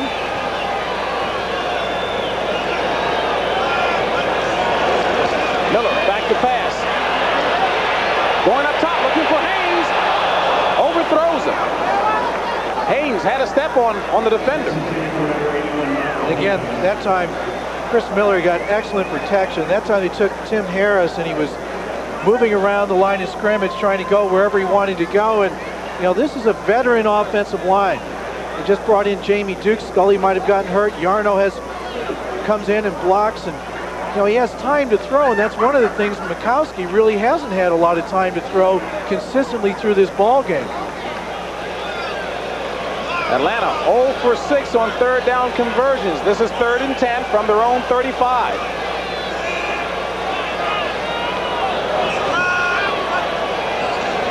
Low snap. Flag on a play. And intercepted by Ken Stills. Now there is a flag on a play. Let's see if it stands. Chris Miller was throwing in the direction of Jesse Hester. But Ken Stills read it perfectly. We have 12 men on defense. 5 yards, third down. Boy, Atlanta gets a break there. You just talked about having not enough men on the field. Yeah, I'll tell you, it's, you know, if you have 10, it's tough, but if you have 12, somebody better be real quick at the end of the play. And Ken Stills made a nice interception. He made one last week, but boy, you hate getting an interception and not having it counted. The last series, he made a fumble recovery. Stills in a battle with Chuck Cecil, who was kicked out of the game for that starting berth. And I talked to Dick Duran, their defensive back coach, and he said, I'm keeping Stills in there because I have confidence in him. He has 3.5 years of experience back there, and he's a good athlete, and he showed it there. He thought he had his 4th interception of the year. 3rd and 5 from the 40. 5:42 remaining in the 3rd quarter. Miller going for Haynes. Thought he might be able to burn Stills this time. No good. We'll bring up 4th and 5. Rick Donnelly will come on to punt for the Falcons. You know, they're showing a lot of blitz and moving around the line of scrimmage. Feels he might have a break and not have a free safety, but Stills did a good job of disguising the coverage, getting back, providing help. All the other guys looked as though they were man-to-man coverage underneath. Sterling Sharp, the 3rd punt returner for the Packers this season. Walter Stanley and Norman Johnson both on injured reserve. And Donnelly gets away a good one. Inside the 15, Sharp starts. Across the 20 to the 21. About a 7-yard return. 46-yard punt by Rick Donnelly. You know, look at Sterling Sharp. He's smiling. Kind of reminds me of some other guys in the league who smiled for a while. And speaking of guys who smiled for a lot of years, Jeff Van Note, the far right of your screen. And I once was playing Atlanta and went in on a safety blitz. And Jeff, who I've known for a lot of years, got a hold of me and put me 10 yards downfield. And he was laughing all the way. I've got you, I've got you. And then he slammed me into the ground. He says, thanks a lot. This is going to look great on film tomorrow. Yeah, thanks, Jeff. Really appreciated that. And he looks like he's still strong. 1st and 10 from the 21. Woodside trying to turn the corner and does at the last second. You know, he bounced it out, but he just didn't have anywhere to go. And you know, I always look at Green Bay. They got like the all-towel team. Everybody on that team has to wear towels. He's got one. Their wide receivers have them. You never see a towel at lineman, of course, because they don't want anybody to hold them, have something to hold on to. But what I found Ed West interesting, 86 had a towel, you know?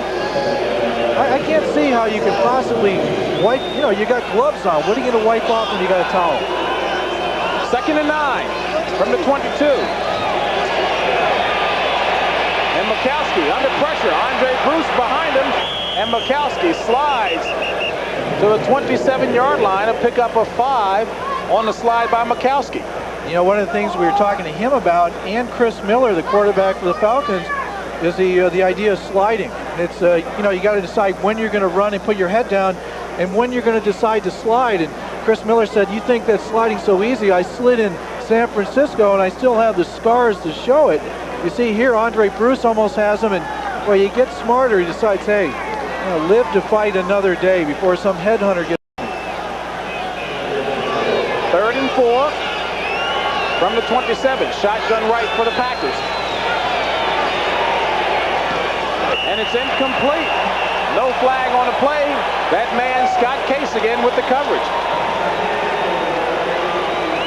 Albert Bell, the intended receiver. I think it was Aubrey Matthews because Albert Bell is gone, but Aubrey Matthews, who went against Scott Case because they were teammates for a number of years, man-to-man coverage, and that time Scott Case clearly won.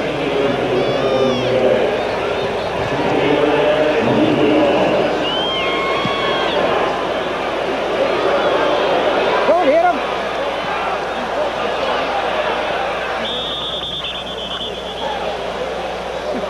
So Atlanta will start at their own 29, a 44-yard punt. For an NFL Today update, let's check in New York with Brent Musburger. 4-1 for the Philadelphia Eagles against the Los Angeles Rams. James Cunningham off a fake, got Byers open down the middle. He hits him. Touchdown Philadelphia, and the Eagles lead the Rams by 7. Back to James. 17-0 ball game here in Atlanta. Falcons on top. 4:16 remaining in the third. 1st and 10 from their own 29. Haynes in motion.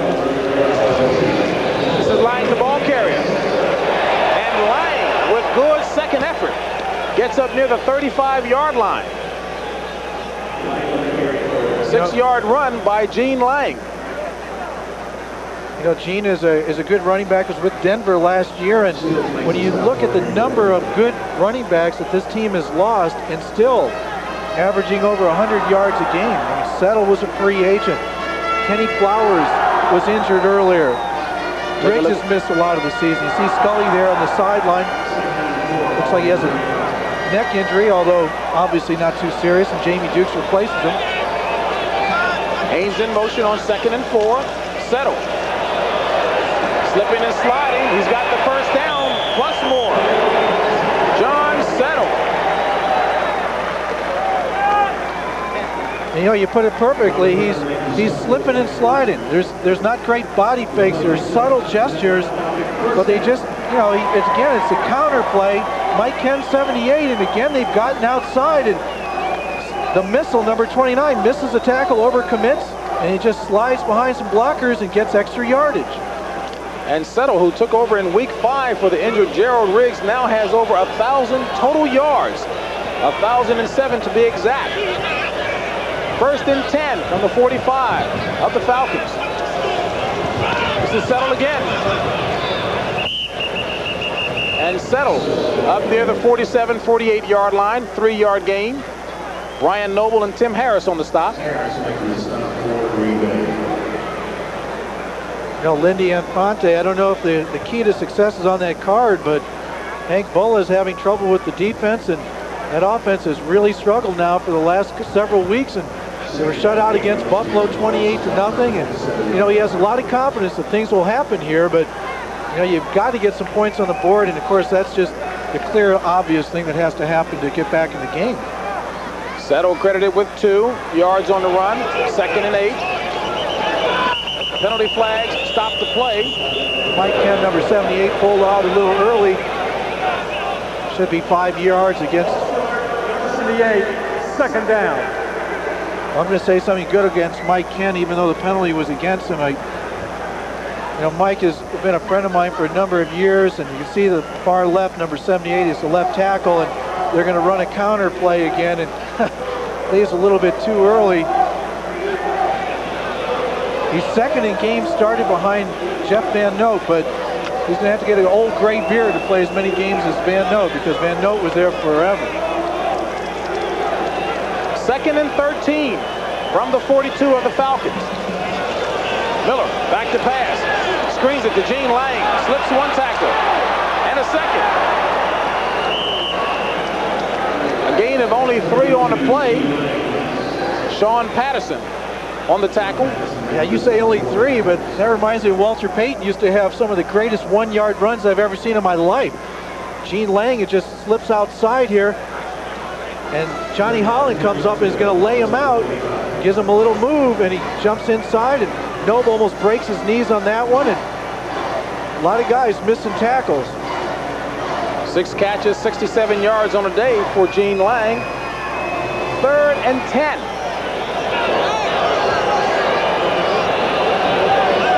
Out of the shotgun.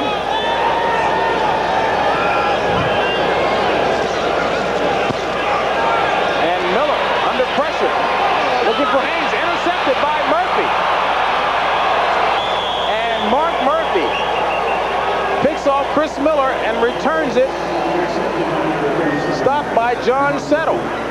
Well, the Murph has been picked on today, but he came up with a big play here. Number 37 is playing, looks like man-to-man coverage. Maybe it's just zone. I'm not certain on this one, but more importantly, he comes across, reads the eyes of the quarterback, makes a nice interception, fighting for a little extra yard. They didn't buy that fake, though. You don't see Settle, he's a running back. He says, I know all those fakes because, Murph, I give them to you. And so he didn't buy it, and he made the tackle. But big play by number 37, Mark Murphy. Green Bay will try to do something with it. 35 seconds remaining in the third. Trailing by 17. Mikowski on first down. Complete to Kemp. And Kemp is down to the 35-yard line of Atlanta. A 19-yard pass play from Mikowski to Perry Kemp. You see somebody took his towel. He had to go back and get it on that one. Hey, those are like scalps. You know, you like to pull them off, and usually they try to tie him down so you can't get him. He's probably coming out of the game just to retie his towel. You know, yeah, but no one has hands like yourself, Gary Fensick. You were trying to describe to us last night how to snatch a towel off of a player, and he ripped the pants of our Spider. He wants to be on the field. That's the end of the third quarter with the score, Atlanta 17, Green Bay nothing. We now pause for a word from your local station.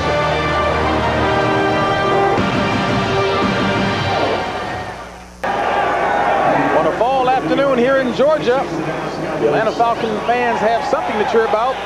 Atlanta on top 17-0. Start of the fourth quarter of play. Packers, 1st and 10. Ball at the 35 of the Falcons. Scott in motion. Play action.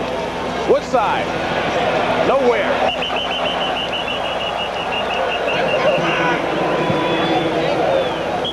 Still a lot of action going on around the country.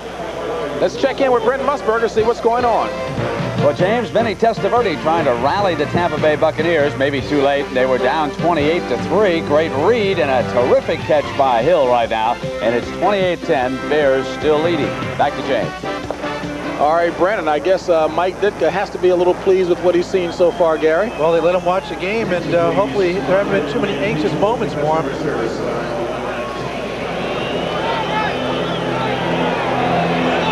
2nd and 12. Ball marked at the 37 of Atlanta. Mikowski back to pass. And it's intercepted. Intended receiver was Clint Didier. And Tim Gordon, who's had himself a fine day, comes away with the pick. And Gary, with that interception thrown by Mikowski, and you can answer after this replay, might we see Randy Wright? Well, Tim Gordon's number 41 at the top of your screen. He's covering 80, Clint Didier. And boy, that's just a poorly thrown football. Didn't have a chance of completing that pass. And, you know, I think Randy Wright may get some action in this game. Mikowski just seems to be under, he's hurrying himself a little bit, I think, today. And, you know, he's got a lot of gifts, a lot of talent. But sometimes a young quarterback puts too much pressure on himself. 1st and 10 for the Falcons from their own 28. This is John Settle, and Settle running hard for the first down. Take a look at Randy Wright. He's trying to explain to him what he saw from the sideline. And, you know, a couple weeks ago I was talking to Tommy Kramer, and he said when you come in as a backup, it's so much easier to see things happen and develop from the sideline than it is when you're out on the field. You get in there and all of a sudden you got guys in your face and you feel this pressure coming on by the oncoming rush. It's a lot easier when you just have your jacket on and the visor on and you're taking a look there. You got an injured player, Johnny Holland. Well, coming into today's game, Don Mikowski has thrown only 3 interceptions in 143 passing attempts. He's thrown 2 today. And Lindy Infante said if things were not going very well, he would not hesitate to bring on Randy Wright. We'll see if that materializes here in the fourth quarter. As Holland gets up and moves around, thankfully. 13:43 remaining in the game. Atlanta on top by 17. Shutting out the Packers. 1st and 10 from their own 39. Settle. And Settle across the 40 to about the 43-yard line. Pick up of about 4. Well, all they want to do right now, they've got 1 quarter to go, 17-point lead. They're not going to take a lot of chances. They're going to hope that that offensive line continues to dominate the game, hand the ball, eat the clock, and walk away with another victory. Settle, 17 carries for 66 yards. 2nd and 7. Haynes in motion. Lang, the ball carry, and Lang across midfield for the first down, plus a couple. We're talking about Mikowski. He's a second-year quarterback, and you've got Miller. He's a second-year guy, and you take a look at what an impact the second-year quarterbacks have had in the league. You've got Testaverde, who leads the league going into today with 22 interceptions. Mark Rippon over at Washington's had a great season, really. Just traded away Schrader for him. Not for him, but so they could get more playing time. Berline, who now is playing for Schrader out in LA, so I guess wherever Schrader goes, he's replaced by a second-year QB. John Settle, the lone back. Gene Lang limped off the field on that last play. We'll check his status. 1st and 10 from the 49. This is Settle. And Settle running for yet another first down. He's near the first down marker. Ken Steele's on the stop. Boy, this John Settle is some kind of runner. 18 carries for 76 yards. I talked to the offensive line coach for the Falcons, Jim Hannafin. He said, if you split out a guy and you go to one-back set, it all becomes one-on-one blocking. And so far today, that offensive line has controlled the line of scrimmage. They feel they use one-back sets. They can continue to do so because not only can you go inside, but then you can also bounce outside without having that strong safety there to make the tackle. 2nd and less than a yard for the first down for Atlanta. 9.5 on the run that time by Settle. And he'll get the call again. And John Settle should have more than enough for the first down. Tim Harris tackling Settle.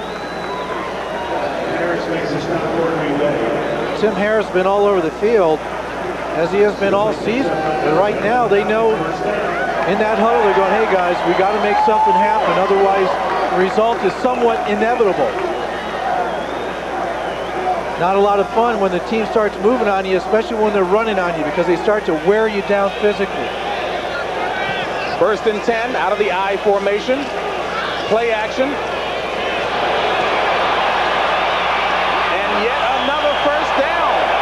So Lang shook off the slight ankle injury, comes right back to take the screen pass and gives the Falcons another first down. Now take a look at that. He's got the visor on. He's got that mouthpiece that you just kind of bite into. He does look kind of like a future man, doesn't he? He's into the future. And, you know, they only have, it's a shame, they only have 30,000 people at this game. And today in the Atlanta Journal, the lead story for the Atlanta Falcons was on page 23. That's really hard to believe. Players know they've got to win. Hester and Haynes split right. Gene Lang in motion. Settle the ball carry. And Settle doesn't gain much on this play. Mark Murphy with the solid tackle. 5'9", 207. Second-year free agent out of Appalachian State. You know, we talked to him and he said he runs scared. But I think he's starting to scare a lot of people who have to try to tackle him. Because he does have that low center of gravity. You mentioned he's not real tall, but he has quick feet. And I think the biggest asset he has is that people don't believe he's as fast as he is. 2nd and 9 for the Falcons at the Packers 24. Miller. Complete to Settle, and Settle hit hard by Brian Noble. And I think he felt that one. Yeah, you gotta lift that left shoulder up a little bit and kind of rearrange the body parts, shake your head a little bit. Brian Noble gave him quite a lick that time. Gain of 3 on the play. You watch, they rush him out of the pocket. You can see Brian Noble, number 91, and he sees it's coming and lower that shoulder way a bit more than the other guy and sends him stumbling.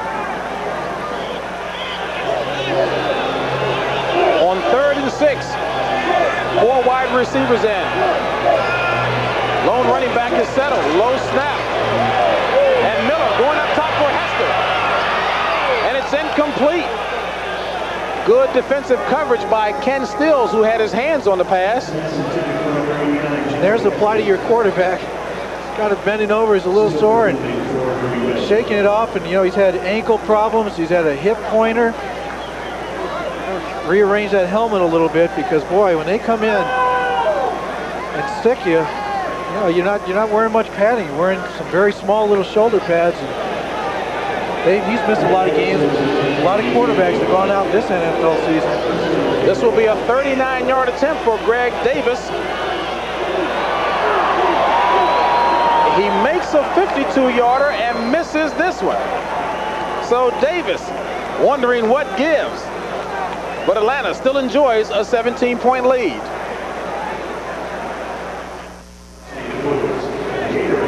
Marion Campbell has a lot to be pleased about. His Falcons lead 17-0 with 8 minutes remaining in the game, and it's been the battle of the second-year quarterbacks. Well, it's been all Chris Miller so far. Green Bay hurt by turnovers. Not a good afternoon for Don Mikowski. Well, he's really been pressured a lot. His offensive line has given him some time, but again, he's a young quarterback. Sometimes you have a tendency to get out of that pocket a little too quickly, but I think really the key are the turnovers. They've just given too many free points to the Atlanta Falcons today. At what point does Lindy Infante consider possibly going to Randy Wright, or do you do that? Well, he said he'd consider it, but I'm not really sure he wants to blame this game on Mikowski. He certainly doesn't. So I think he'll keep him in there until he really feels he doesn't have it going at all today because of the lack of protection or just problems that he has picking up people downfield. Take a look at Lindy Infante, and while Gary and I were on camera talking about whether or not Randy Wright comes on, well, indeed he does. So Lindy Infante wants to see if Randy Wright can get the Packers moving with 8:39 remaining in the game. 1st and 10 from their own 22, and it's complete to Sterling Sharp. So Wright connects with his first pass attempt for a first down, finding the rookie Sterling Sharp. You know, one thing a veteran quarterback gives you is a sense of stability. Completed his first pass, and again, Mikowski just had a rough day, but they haven't scored points now in 2 weeks. So you want to just try something, you know, maybe a more mature quarterback will just give him a different sense of a flow of a game. Randy Wright hasn't played since October the 2nd of this season. 1st and 10 from his own 35. Wright back to pass. Screens to Caruth. And Caruth takes it up to about the 37-yard line. You know, the one game that Randy Wright, the last game he played, was that Tampa Bay game, and he played great. But when Mikowski came in, he did so well. And, you know, James, we did the Minnesota game. They beat them and really handled them easily. And then they did well against Washington. Really fell apart a little bit against the Buffalo Bills. But, you know, you can't blame any quarterback on that. It's just kind of a team effort loss. Gain of 1 on the play, 2nd and 9.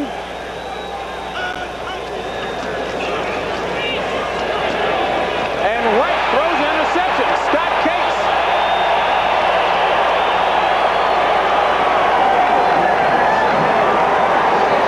And Case has been on the case all afternoon, no matter who the quarterback.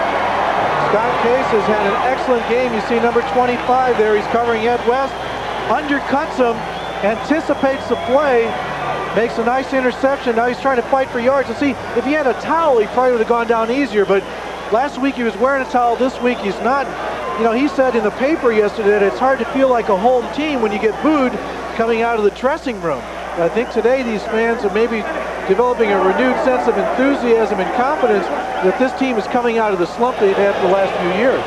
5th Green Bay turnover gives the ball to Atlanta. 1st and 10 at the Green Bay 35. Screen to Settle. Settle across the 30 inside the 25-yard line for the first down plus a couple. Under 7 minutes remaining in the game.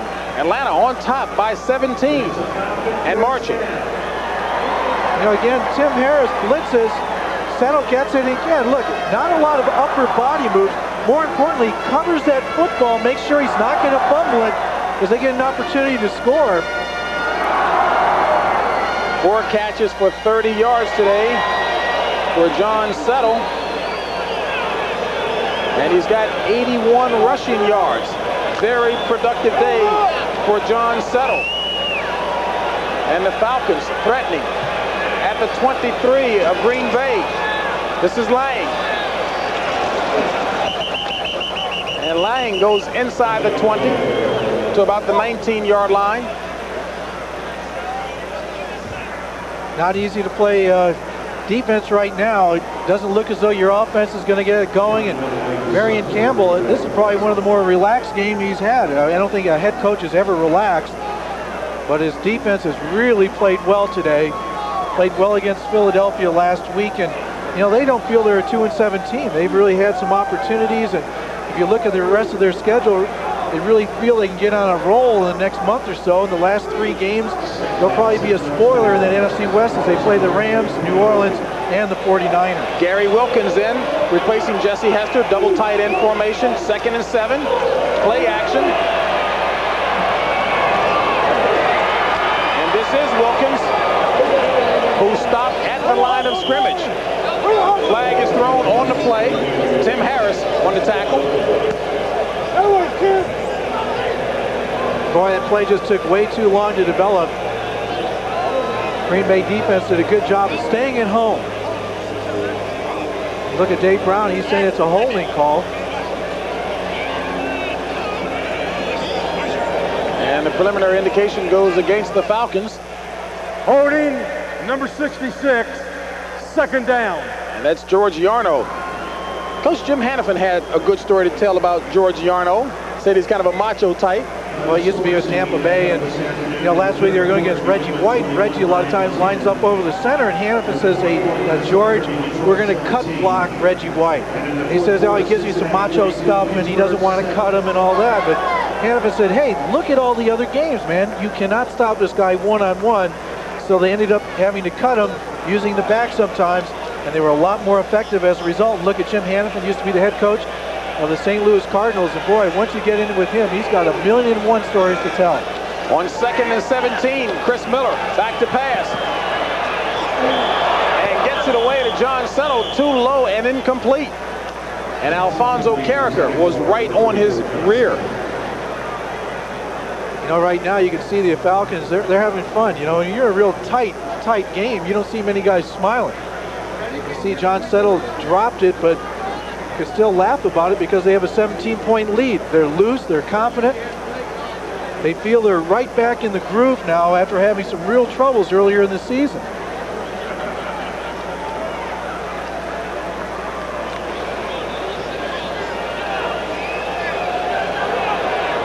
Third and 17.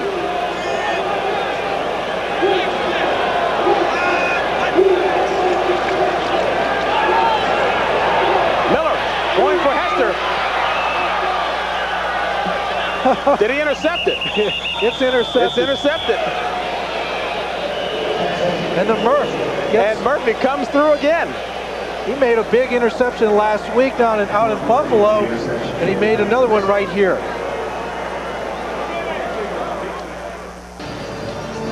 You know, I've gone against Mark Murphy for a number of years, and this is a great interception. It's the 2nd one of the day for him, his 5th of the season. And he really makes a great break on this ball. It's intended for Jesse Hester, number 89, and watch the concentration up in the air, holds on to it. You know, some guys just never quit, and Mark Murphy's one of them. 1st and 10 for the Packers at their own 20. 4:41 remaining in the game. Wright. And Wright's pass almost picked off by Tim Gordon. And that should have been caught by Tim Gordon. You know, one of the things that Randy Wright is not nearly as mobile as Mikowski. So they got a 4-man line in there right now. You got a 17-point lead. This is when it becomes fun for your defense. Those guys are going to tee off with, what do they want? They want sacks. Everybody wants interceptions. You can loosen up because the game's not that close. Build up your stats. It's not easy being an offensive lineman in this situation. Out of the flush package, Larry Mason, the lone back, on 2nd and 10. And the handoff goes to Mason, and Mason goes for maybe a yard. Not even. trying to get back to the line of scrimmage. If you're a Packer fan, you're going, come on, what are you doing? Everybody knows they're going to run that draw play, but you've got to try to keep that rush honest. They tried it in the first half with Mikowski running quarterback draws. And right now, I think Infante's kind of stumped. He just doesn't know quite what to do to move the ball down the field. 3rd and 10. Nickel package by the Falcons.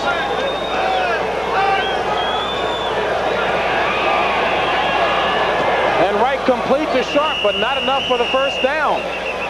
As Elbert Shelley grabs him by his ankles, and Sharp is going to fall shy of the first down by about a yard. On 4th down, they're going for it. And Caruth fumbles the ball. Do the Falcons recover? They do.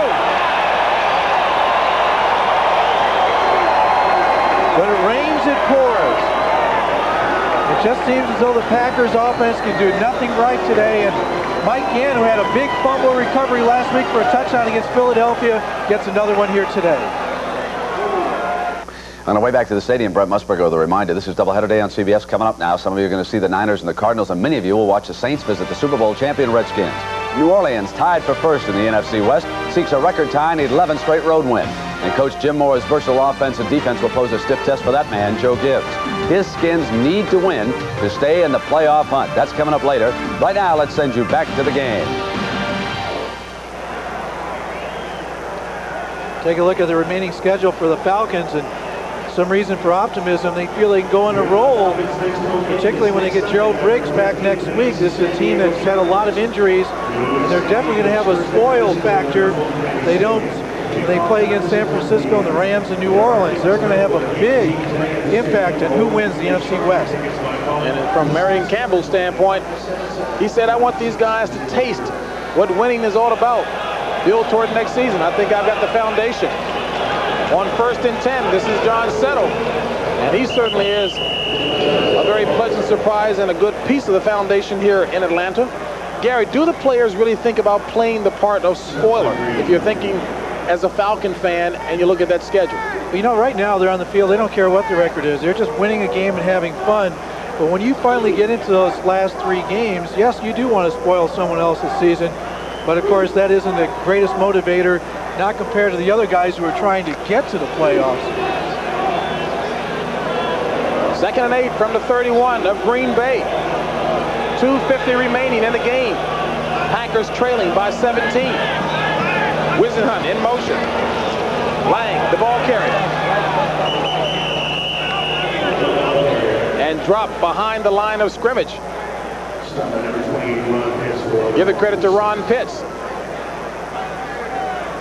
You know, I've also been in the situation too many times where your offense is having a difficult day. Even when we had Walter Payton in Chicago, we always didn't score points. He once had 275 yards rushing against Minnesota, and we only scored 10 points. So, you know, the important thing is when you get inside the huddle as a defensive player, you got to look in everybody's face, everybody's eyes, and say, look, you know, we're not quitting. You know, we believe in one another, and Green Bay just called a timeout there to not let them run the clock down to 2 minutes, and you know, it's frustrating. I mean, everybody wants to win, and you see Randy Wright and Mikowski, and you know, they're sick of losing, and this will be back-to-back shutouts.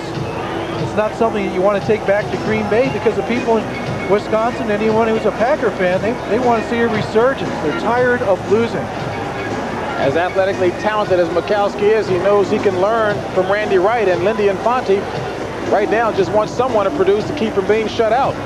You know, the last time that the Packers had 2 shutouts in a row came back in 1932. So you know good and well that Infante at least wants to put some points on the board. Yeah, you asking who, huh? Oh, I'm asking who. One was the Chicago Bears that shut them out. The other one was Portsmouth. Now you learn something every day. I didn't even know Portsmouth had a team. 3rd and 7.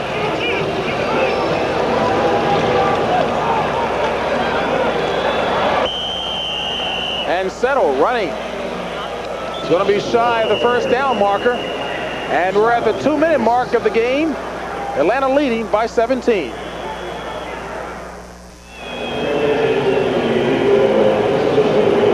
A 43-yard field goal attempt coming up by Greg Davis. He missed a 39-yarder and a 54-yarder, but has made a 52-yarder. You figure it. Well, this is a bad part of the field as well. Not particularly good field down here in Atlanta. It's up. And this one is good. So Greg Davis has something to smile about, as do the fans here in Atlanta, Fulton County Stadium. Falcons flanking the Packers 20-0. And tonight on CBS, what keeps an old man young at heart? Find out when 60 Minutes tries to keep up with that 92-year-old legend, George Burns. That's tonight on 60 Minutes. That'll be followed by Murder, She Wrote, and then the CBS miniseries Internal Affairs Part 1, starring Richard Crenna and Kate Capshaw. That's all coming your way tonight on CBS. Well, this is going to be the first game that Chris Miller has ever won at home in his brief career. As the Falcons also try to break a 4-game losing streak at home. Haven't had much success here at home. 12, 25, and 1 the past 5.5 seasons. And Gary, you figure out the stats. I mean, statistically, some things definitely have not been going Atlanta's way, but the most important thing is that the scoreboard is all in their favor as Davis boots this one good. In the end zone is Patrick Scott.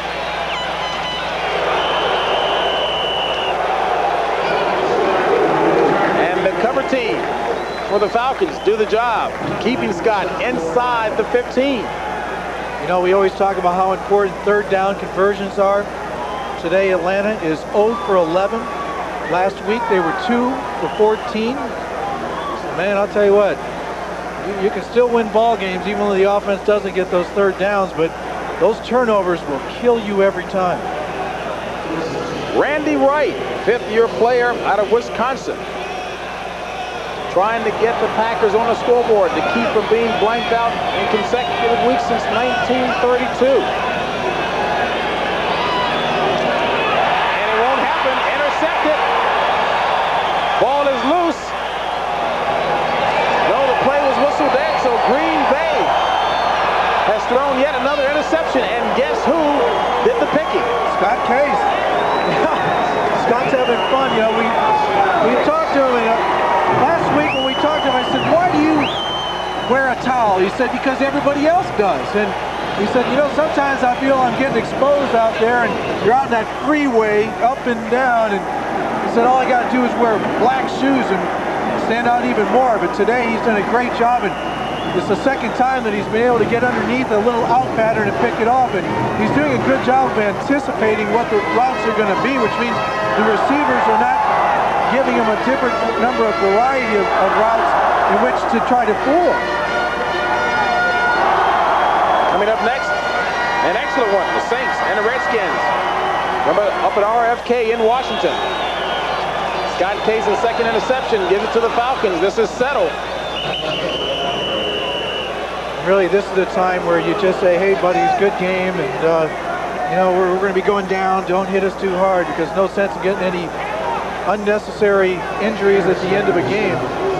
Wouldn't happen if you're doing a Bear or Packer game, but you know, these guys don't face each other too often.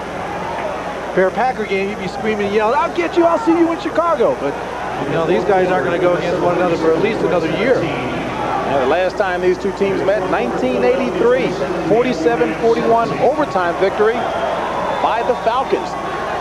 Second down, ball is marked at the 15 of Green Bay. Less than a minute remaining in the contest. And Chris Miller decides it's better to run the clock out as opposed to rubbing it in. And the crowd's booing him. You know, the game's over. Can't please them. Yeah, you can't please them. Get it only 30,000. You want to give them a victory. Yeah. You get that. Come on, guys. We beat them 20-0. They're still booing him. Chris Miller had a good game, and again, he's only a second-year quarterback. This team has a lot of confidence in him. And Lindy Infante, he's going to bring the pack back. I believe it. It's not easy to believe right now when you have back-to-back shutouts, but he's a classy guy, as is that guy right there. Well, the last Falcons shutout came on December 12th, 1982 against the New Orleans Saints, 35-0. Two young quarterbacks who know each other, and they'll live to fight another day. So the Falcons move to 3-7. We'll be back in just a moment.